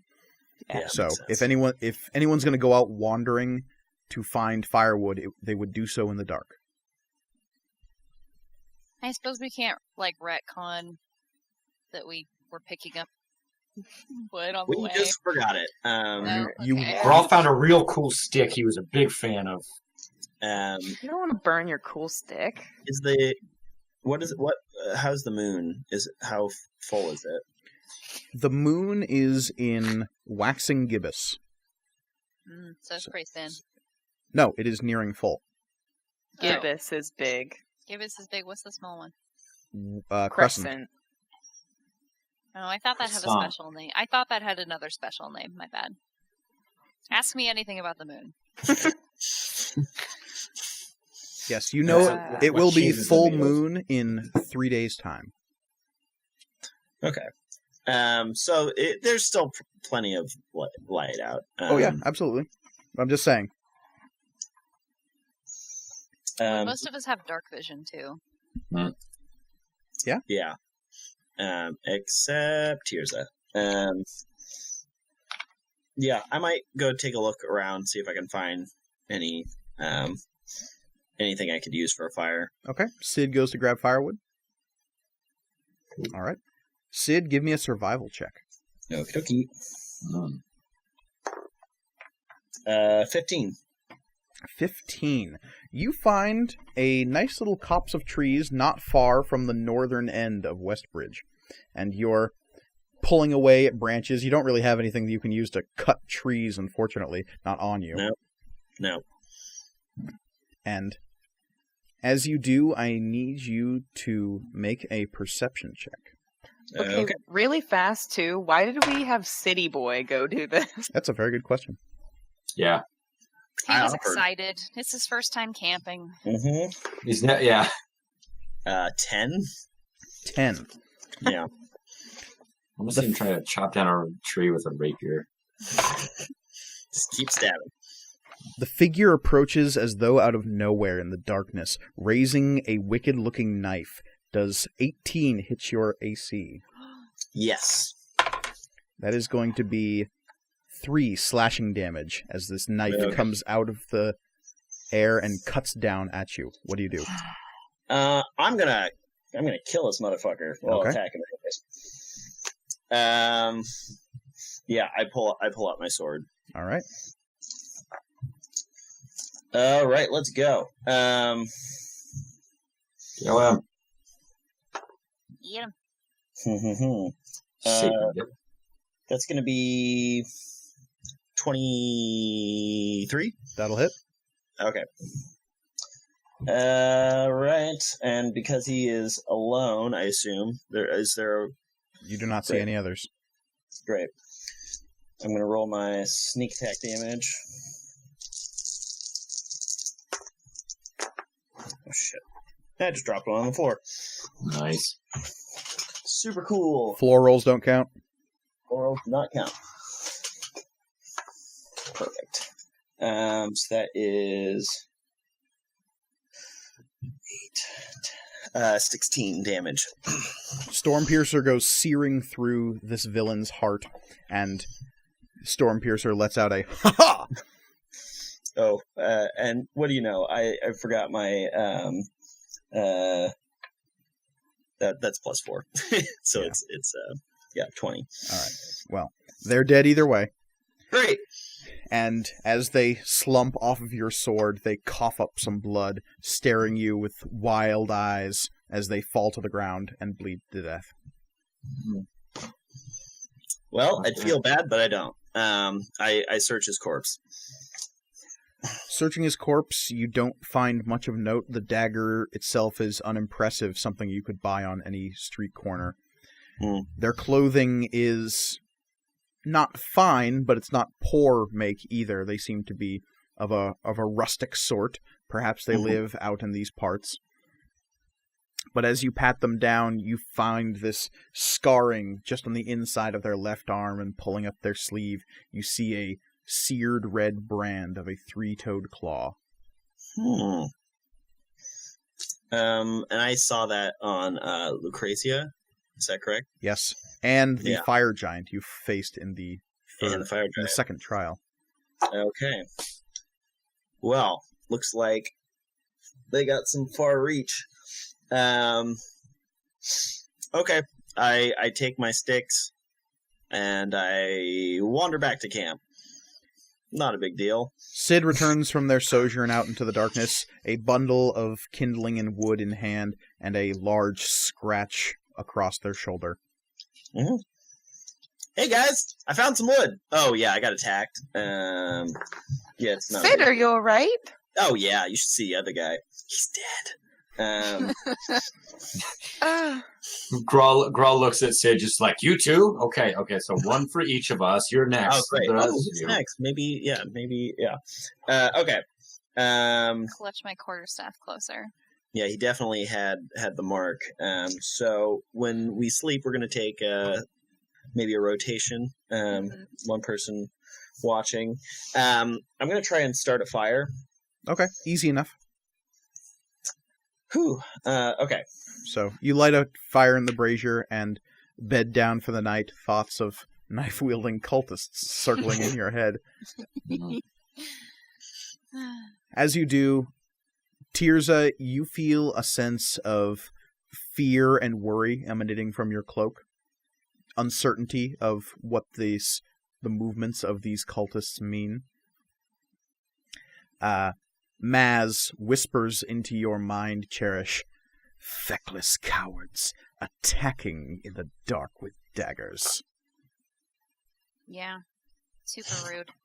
I don't say that out loud. I communicate with her telepathically mostly. What is our watch order?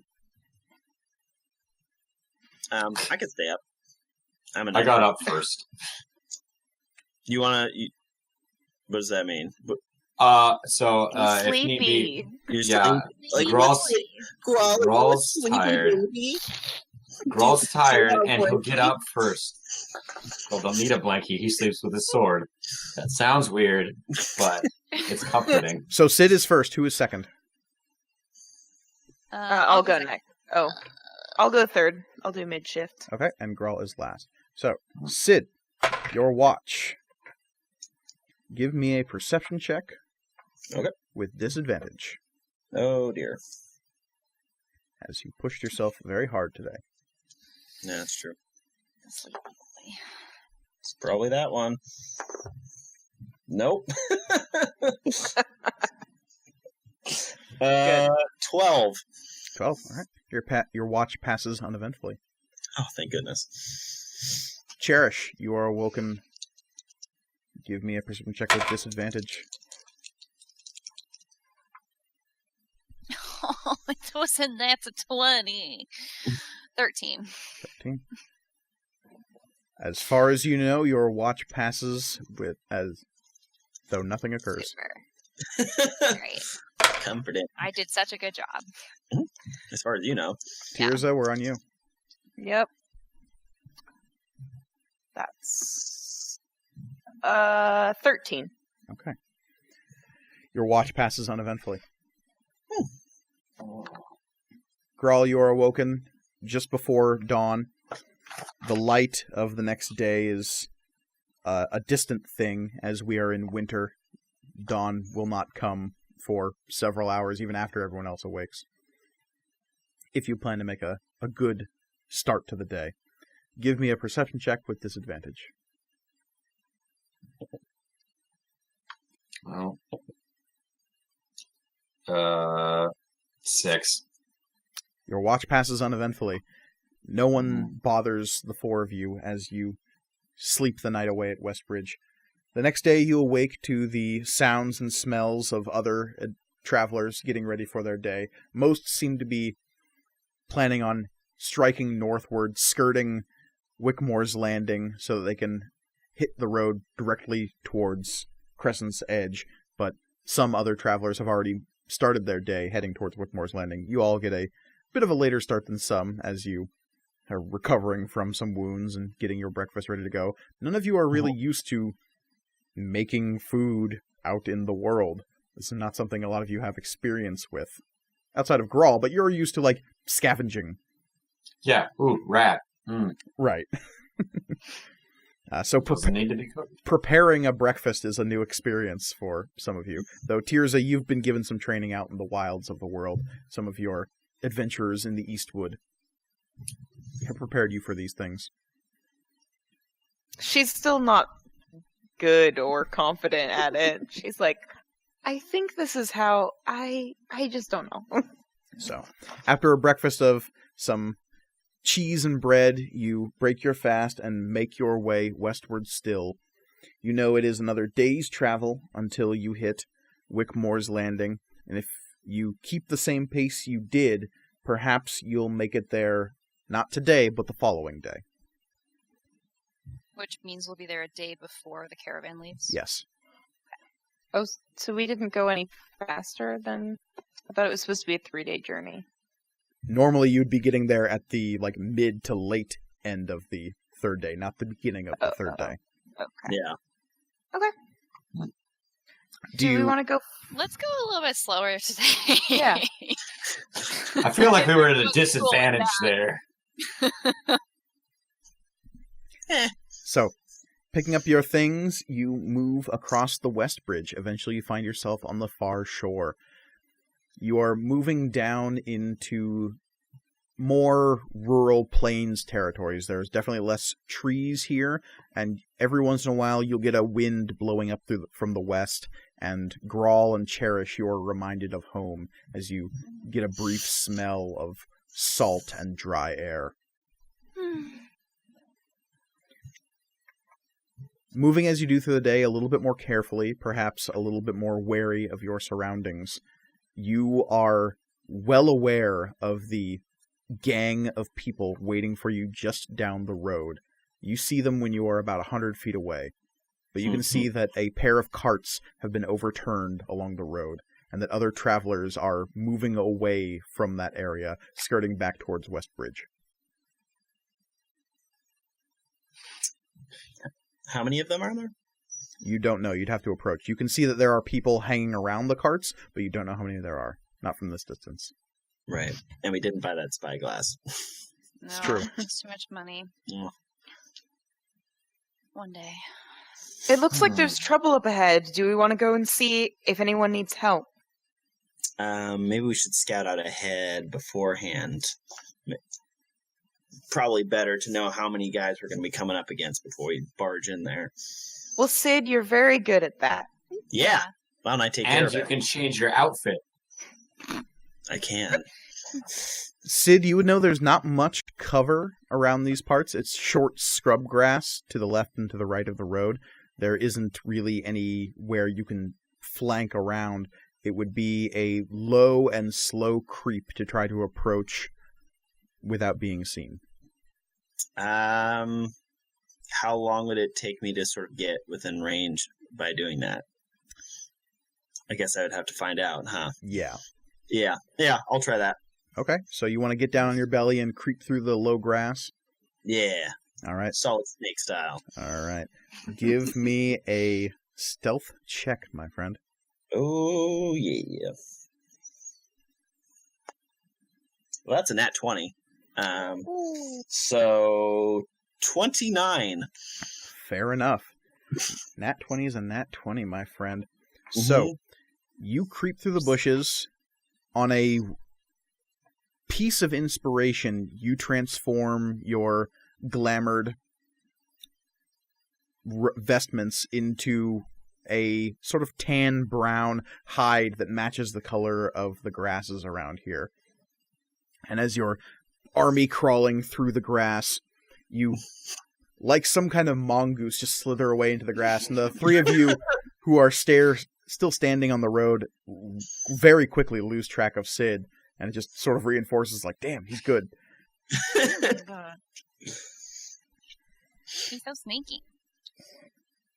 But as you're all standing there, Sid, you're quickly approaching these overturned carts, and you see in just behind them several figures all standing back there. Two of them have longbows and are sighting down the road.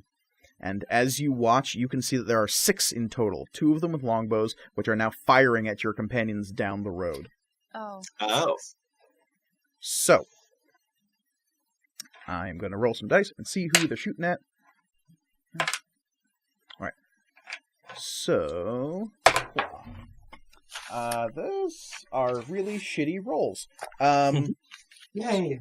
So, Grawl, a 5 is probably not going to hit you. No. And Cherish, I'm guessing a 7 doesn't hit you.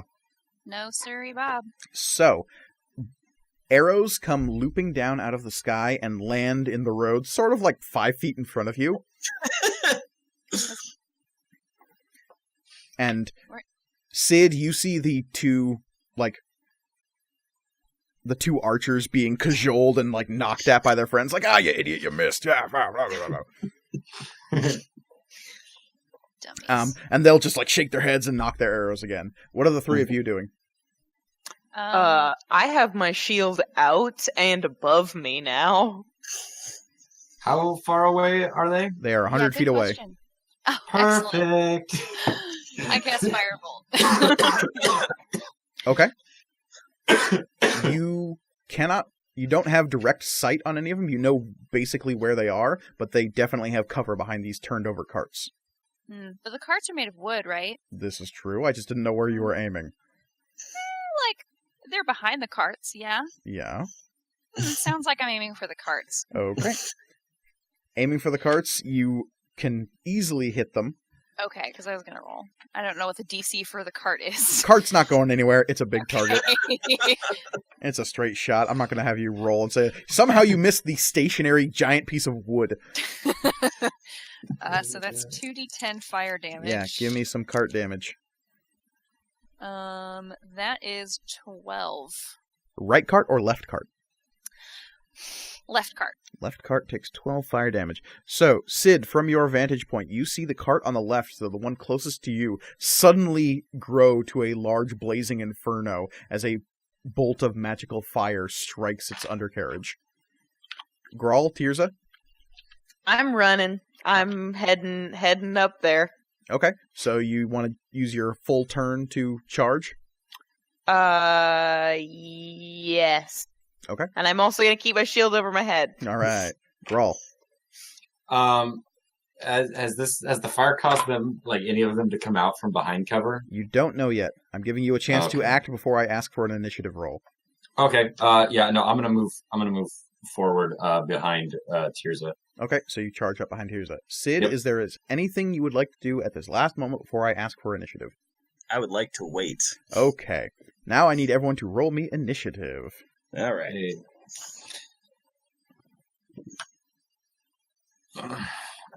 I can never roll well for initiative. Ever. So, 25 to Well, 20? 27. 27 for Sid. You're a monster. You're I a rolled monster. another d20. Keep it up. 15 to 20. Okay. 10 to 15? What do we got? 14. 10. Tirza, then Cherish. And I am guessing Grawl is bringing up the rear. Yeah, he's good at that. He's real good at that. All right. So, Sid, you are up first. You see that Tirza and Grawl are about 40 feet away. The bandits, or so they appear to be, these are much more rough and tumble men dressed with rough longbows, hand axes, and cudgels. Do they have... What are they dressed in? Patchy leather armor.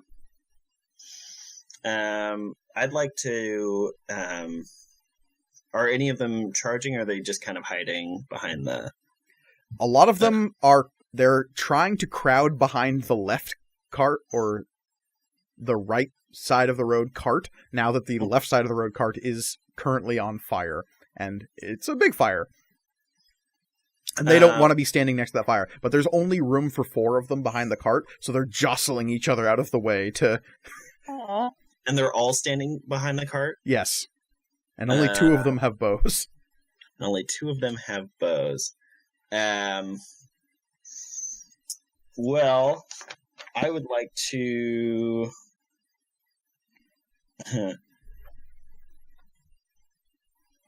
No. I'm going to try and position myself around, to get, behind them. Okay. I'd like to pincer this. Okay. So, how do you do so? I'm going to kind of keep crawling around. Okay. Yeah. Very good. And then, so that's my movement. Grawl and Tirza are 40 feet away? They're about 40 feet down the road, yes. Okay. So I'll probably wait until they get a little bit closer. Okay. So you are now behind the line of the carts, positioned in the grass. You are probably 30 feet away from any given bandit. Great.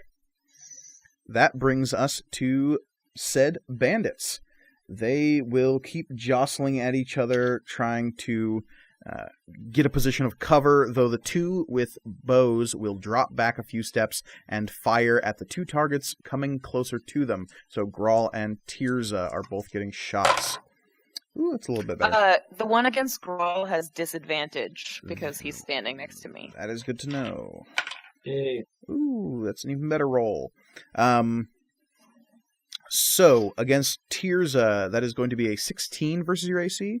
Nah, son. Alright, shattering across your shield. The arrow does nothing. Against Grawl, though, even with the disadvantage, that is still a 15. I mean, it matches, so it hits. Okay. Right. Unless you want to cast shield. No. Okay, so that is still I'll a take hit. You are going to be taking 6 piercing damage. I can deal with that. Actually, hold on, that was the wrong die. I apologize. Ow! It's actually 7. It's actually 100. I was okay with 6. I'm mad about 7. It was supposed to be a D8. I rolled a D6. Nope. I'm mad now. Listen to me. I'm raging. The other 3 of the 4 that are trying to hide behind the cart are trying to hide behind the cart. One of them is saying, "Come on, you cowards, get out there! Kill them!" And frustrated with these bandits' cowardice, will take a step off to the side of the cart, look down the road, see the approaching Tirza, and I need you, Tirza, to give me a dexterity saving throw. Oh.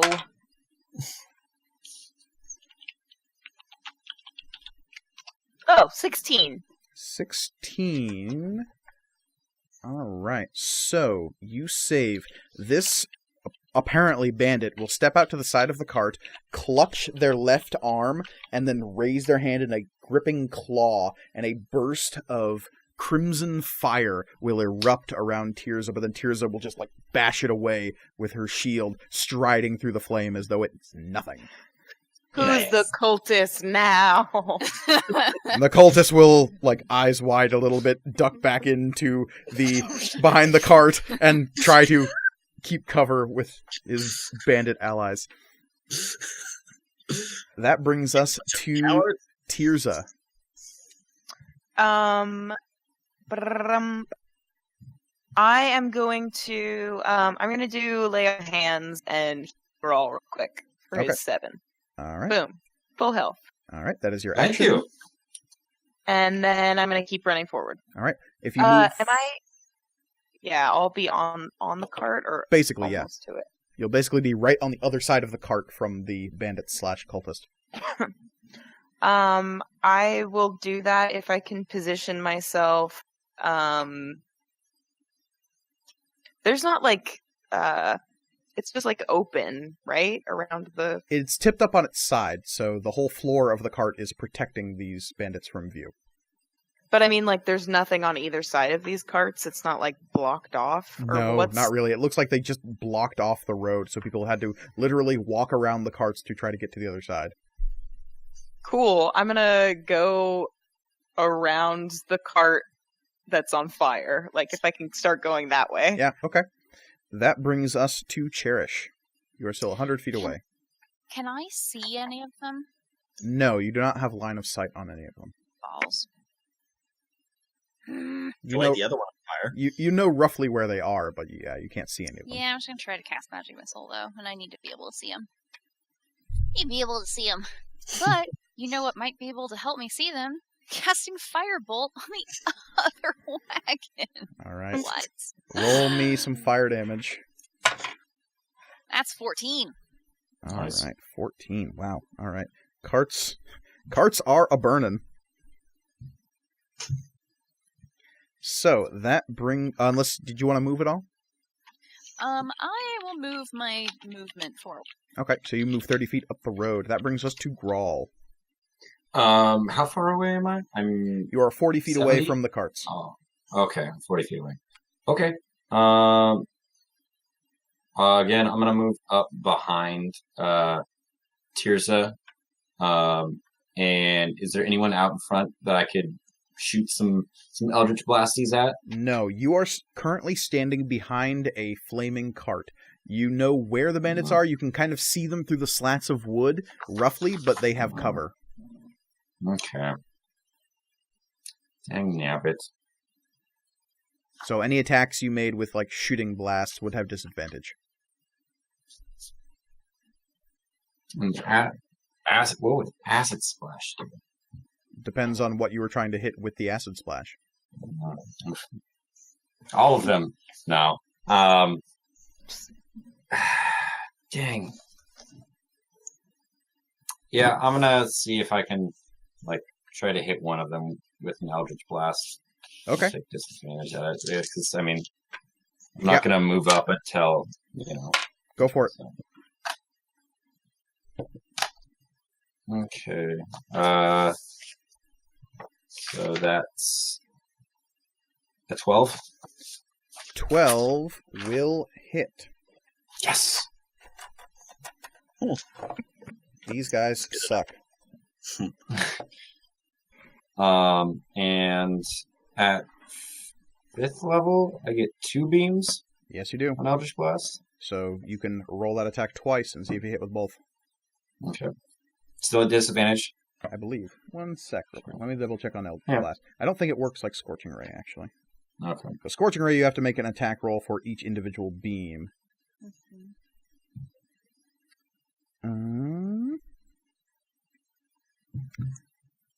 Actually, yes, it is separate beams. Okay. So 18 versus 17. Okay, so 17 plus 6 is a lot. 23. 23 is a hit. Okay, now damage. 1d10. Yeah. Okay, well, that's not much. So 3. 3 total? Yeah, is that for each one? Do I have to roll for damage for each one? Yes. Okay, so 3 for one, and 4 for the other one. Alright, so 7 total against the bandit. Your Eldritch Blast goes bursting through this flaming cart and exploding into the face of one of these bandits. He screams and falls backward. He's not dead, but he's very surprised by what just happened. Mm-hmm. That brings us back up to the top with Sid. Sid, from your vantage point, you can see that Grawl and Tirza are flanking around the flaming cart directly in front of you. You are just probably about 20 feet away from them. They're on the other side of the cart, but if you stood up, you could charge straight into these bandits. One of them, the one closest to you, in fact, is very surprised by an explosive bolt of crackling green energy that just forced its way through this flaming cart into his face. Sure. So you would say that he's actually the magic user. Where is he face? Which direction is he facing? He is facing towards the now flaming cart he was hiding behind. Though there are 5 bandits between you and him. Oh, okay, so I can't. Well, I guess I'll. So Tirza and Grawl are they up against the 2 bandits on the left? Or I guess they're not currently on top of any of the bandits. We're on the other side of the carts. Yeah, the flaming carts currently separate them from the bandits. You are not necessarily in a position where you need to move through the carts to get to them, though. Okay. I'm just wondering if I can sneak attack any of them. Technically, as a swashbuckler, you can sneak attack all of them. I suppose so.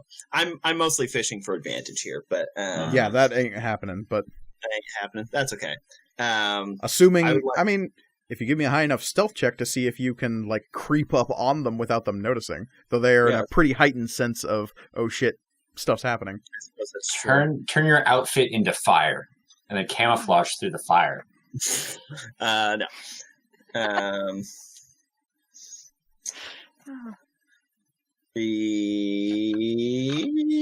You know what? I'm going to stand up. I'm going to switch back into my actual outfit. I'm going to shout "surprise!" and I'm going to run at them. Needless to say, they see you coming. Yeah. Oh man. They are, in fact, though, surprised. Great. Okay, so I'd like to attack the 2 that are sort of away from one of the 2 that's away from the big group. I guess. Of the archers, yes. Yeah, one of the archers. Okay. Great. Ooh. 23. That will hit. Yay. That's gonna be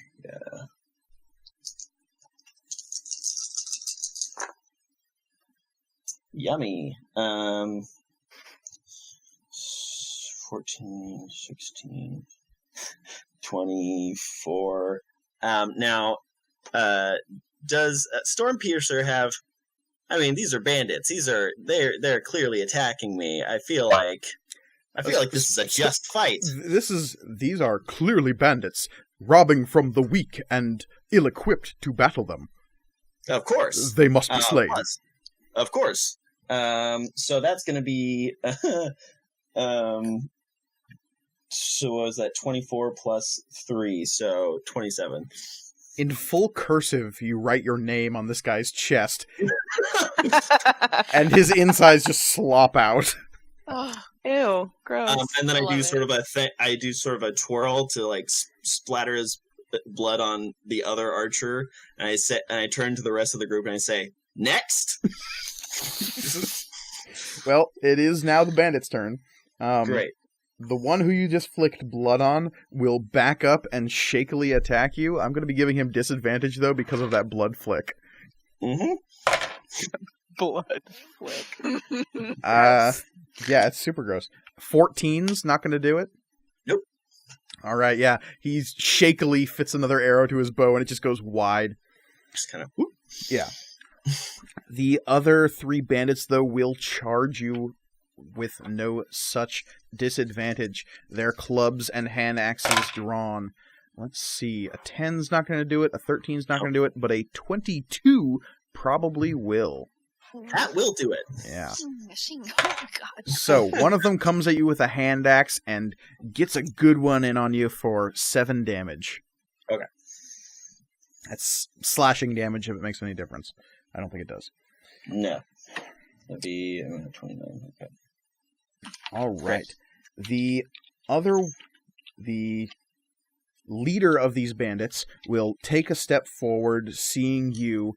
His eyes will widen with fury and rage, and I am going to, let's see.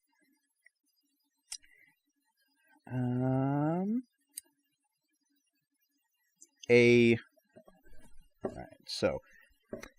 strange 5-headed flail made of effervescent red energy will appear in the air next to you, and with a whip-cracking sound that's also like roars of fire, it will come down at you. And that is going to be a 17 to hit. That is my AC. All right, so this spiritual weapon will flail down at you and whip-crack across your back for 10 piercing I'm going to use damage. uncanny dodge and half that. Okay, so you're only taking 5. Mm-hmm. But again, he will clench at his left arm, seeming to put a hand over where you think the brand is, and clench a fist as the spiritual weapon appears and cracks down at you. And then it will, because that was a bonus action, I need you to make a dexterity saving throw. I can do that.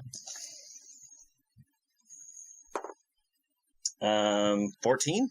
14. Yeah, so he'll attempt to cast that strange crimson fire on you, and you will dodge out of the way. Cool. That brings us to Tirza. Cool. So, With Cherish on deck, by the way.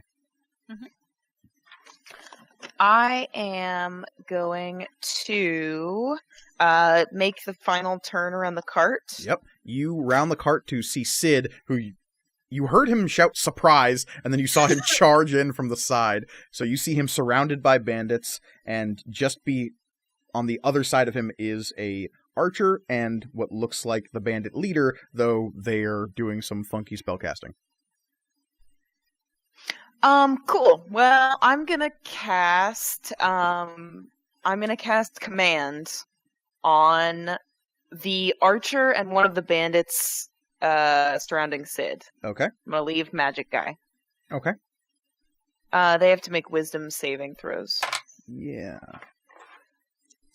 They're good at that. No, they're not. That's good. So, what is your spell save DC? 15, because I have my shield. Okay. Oh shit! Oh, that's not what. I was about to say, what does your shield have to do with any of this? Because it's my holy symbol. Oh. It means I can add my proficiency bonus. Yeah.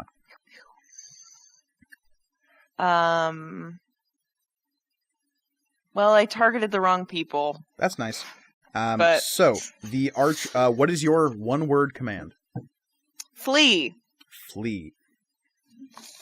The archer will turn and run.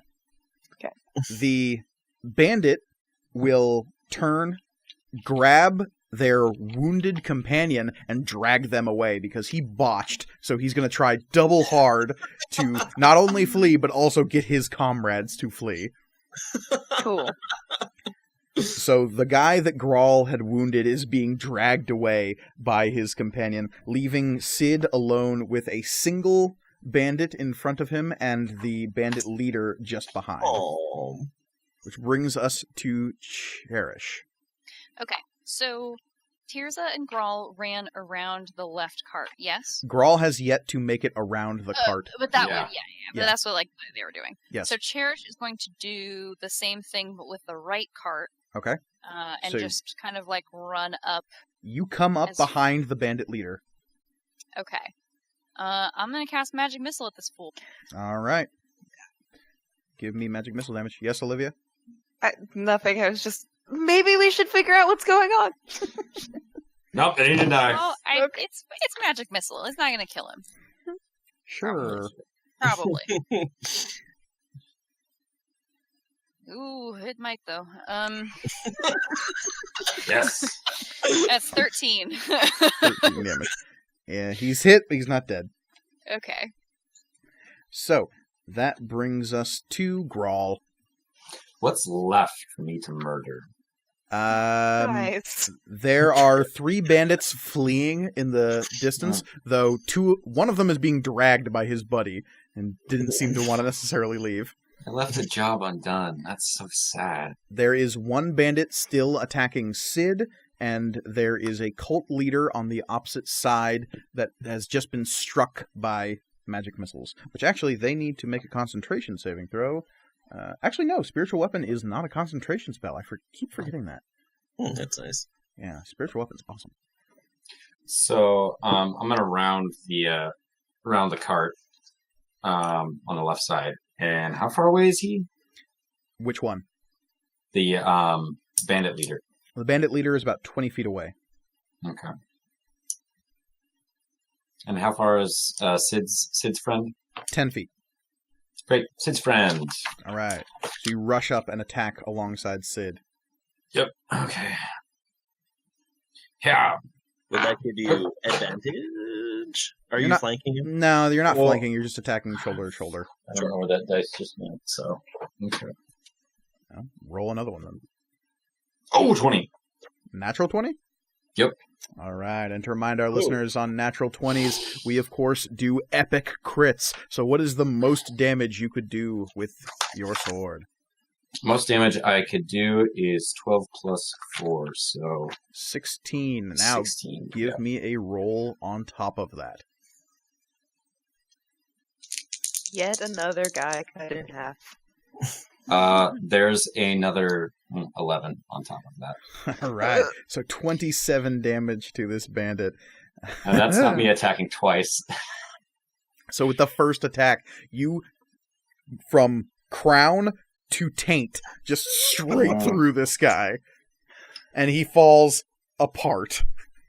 Like a banana peel. Yeah, I was going to say, is he like a banana? He just kind of just slowly peels. And then there's that Samurai Jack moment as you're standing between the two halves and blood goes in just a quick Yes! spray. Perfect. Is that your turn, Grawl? Yeah, that'll be my turn. All right, that brings us to Sid. I point my sword at the cult leader and I say, "Now's the time where you give up." And the cult leader will say, "Now is the time when you die." Okay. I'm gonna run at him. And I'm going to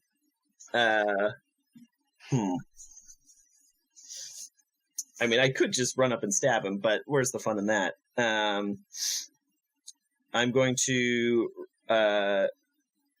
run at him. I'm going to sort of like how tall is this guy?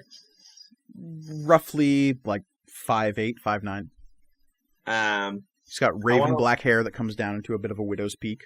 Dressed in the same patchy leather armor that the bandits were. This guy doesn't look any different except for the fact that he's been casting spells. I want to...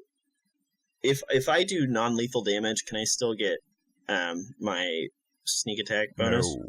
No. Precision sneak attack damage implies you're like stabbing him in the kidneys. Yeah, that's fair. Which How is he looking, by the way? He's looking okay? he looks like an angry man. Yeah.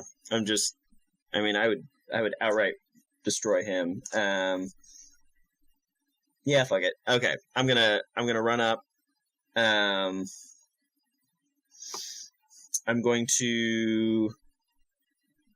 Yeah, I'm gonna like handspring off of him, and I want to like stab him from behind by flipping my rapier back and stabbing him in the back. So first step is you want to flip over him. Yes. Give me an acrobatics check. Great. And I'm going to use my Stormpiercer advantage on this acrobatics check. Okay. That's a nat 20. So cool. So you bound up and over this guy in a quick flipping motion. Uh-huh. Very impressive. Yes. Stormpiercer lets out a ha-ha! Right. That is going to be a 25. 25 will hit. Cool. We're going to do that and these 3.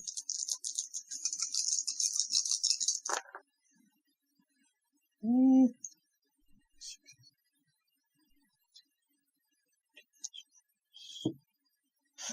17 plus 20 damage.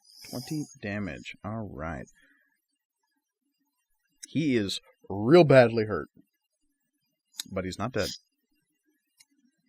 Okay. And that is your turn. I would like to. Because you moved, you flipped, and you attacked. Yeah. Unless Things are good at. you can. You still have a bonus action if you have anything that can give you that. I could, but I want to be up in this guy's business. Okay. And he likes you up in his business as well, because it is now Bandit's turn. He will turn at you with just bloody, raw hatred in his face. It seems like he's sort of on his last legs, but he will still turn to you and say, "The 5 mothers take you!" and reach out with his hands and attack you. A 21 will hit? It does, yeah. All right.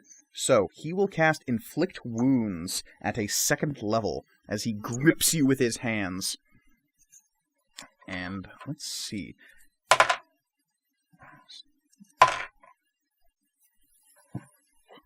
So,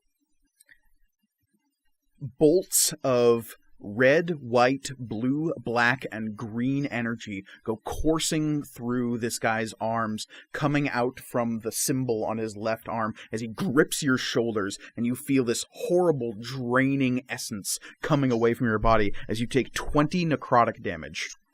I would like to, once again, use Uncanny Dodge for that and have it. Can Uncanny Dodge magic attacks? Because he's technically casting a spell. Right. It says hits you with an attack. Okay. This isn't if it specifically uses the wording attack, this isn't, I mean, he does use a spell attack.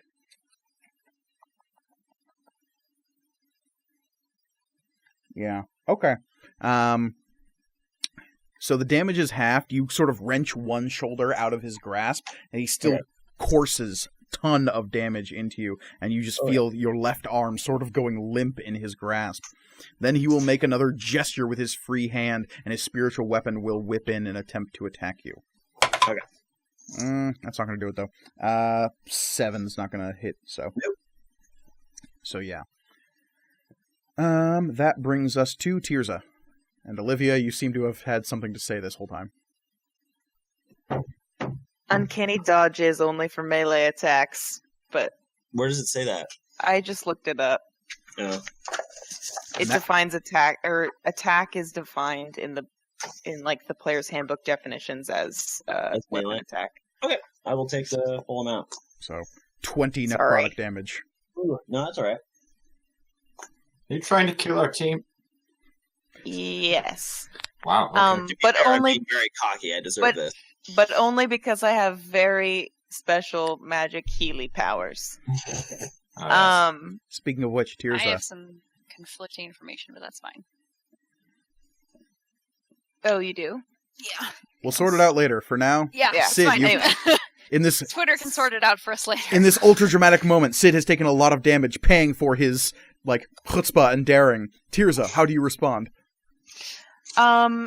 Yeah, I'm gonna do the same thing that I did, but I'm gonna target the right target this time. I'm gonna cast command again.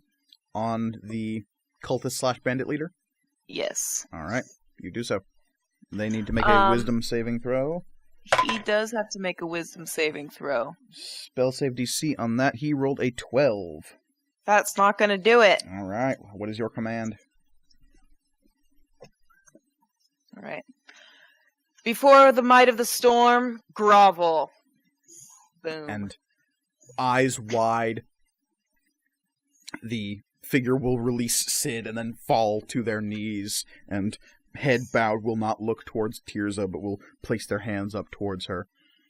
That leaves a single bandit archer who didn't do anything last turn. Actually, no, that one fled, and that one's dead. No, it's just the bandit cultist then.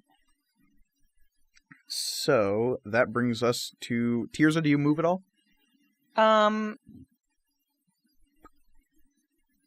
Yeah, I'm gonna walk over to him and put my foot on top of him. Oh, On top of Nice. his neck. power move. His little neck. Yes. Do it. Cherish. So I guess I just walk up to where Tirza is, and I have my big stick out, Okay. Hey, bud. just at the ready. Alright, that brings us to Grawl. I'm gonna come up on like the one other side of this dude. So we complete like a square around this man. It's very like a Knight's Tale where they're all looking down on this dude. Mm-hmm. I thought you were just gonna come up and stab him. Yeah, and I rest my sword on his chest, and from the weight, it just kind of slides right into him. No, Well, I'm not that's doing a that. question of. So that's Grawl. Sid, we're over to you.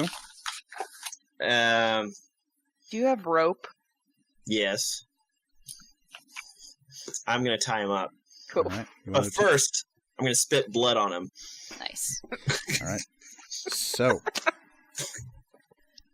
you lunge at this guy, and he must spend his whole next turn groveling, so it is a quick and dirty process to wrap him up in rope and bind him. You've now captured this cultist. The rest of the bandits who are in the distance begin fleeing off into the fields. They want no part of this madness. What they were promised was clearly not enough to deal with the likes of you. No. As you tie up this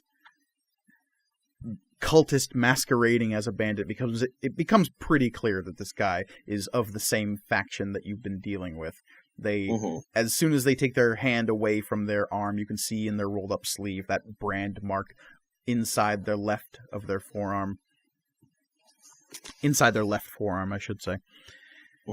And as you tie him up, blood spittle rolling down his face, he looks at you all with wild eyes and just says, "You might as well kill me." I mean, we might just do that. Yeah. And as you stare down at your taken prisoner, contemplating what to do next, I think we'll stop there and leave your interrogation for next time. Okay. So Oh, he's gonna get so beat up. that will give you a little time to contemplate what questions you would ask of this captured bandit / cultist. Have captured this. We have a new pet, guys. Yay! Gross, don't call him that. Yes. Because taking prisoners in D&D never ends poorly. No. Yeah. So as always, you can follow us on Twitter at MatcomRPG. That's spelled MatcomRPG. You can email us, materialcomponents@gmail.com. We always love hearing from our listeners. Thank you, everyone who has sent an email already. Any of you guys, anything you would like to plug? Cass, you first? If I'm doing math right, which I'm probably not, by the time this comes out, my shit is gonna be like all over the place because if it's gonna be the end of December, that's right. Am I doing that right? Somewhere in mid-December. Yeah, I'm gonna be starting the process of changing my name to Elliott. Oh. So we'll just sort of see where I'm at. When this comes out, it'll whatever. Shut up. It'll be in the description. Figure it out. Future, Yeah. future you. It's a problem for future me. Okay then. Yeah. As per usual, you can find me on Twitter and Instagram at the Reedimus. That's TheReedimus. Shoot me a message. Send me a DM. I don't know. I don't bite. I am not found on the internet, so don't bother looking for me. I rolled a nat 20. That's just the rolls. Yeah. That's how the dice be. How it goes. 8. I have not been putting my Twitter because I'm like, no, personal Yeah, that's Twitter or fine. whatever. But I also realized that I interact with the MatCom and Omatep Twitter all the time. So I'm at Cry Out Olivia on Twitter. Come hang out. And as you mentioned, you can of course follow Omatep at NPC_AN, because of course Omatep is an important NPC. And you can find me on Twitter at MKGorgoni, and if you would like to hear me and my fellow nerds talk about comic books and sundry other pop culture media, you can do so over at my other podcast, Panel on Panels. Thank you so much for listening, and I hope everyone has a good whenever it is they're listening to this. Bye! Yep, good night. Toodles.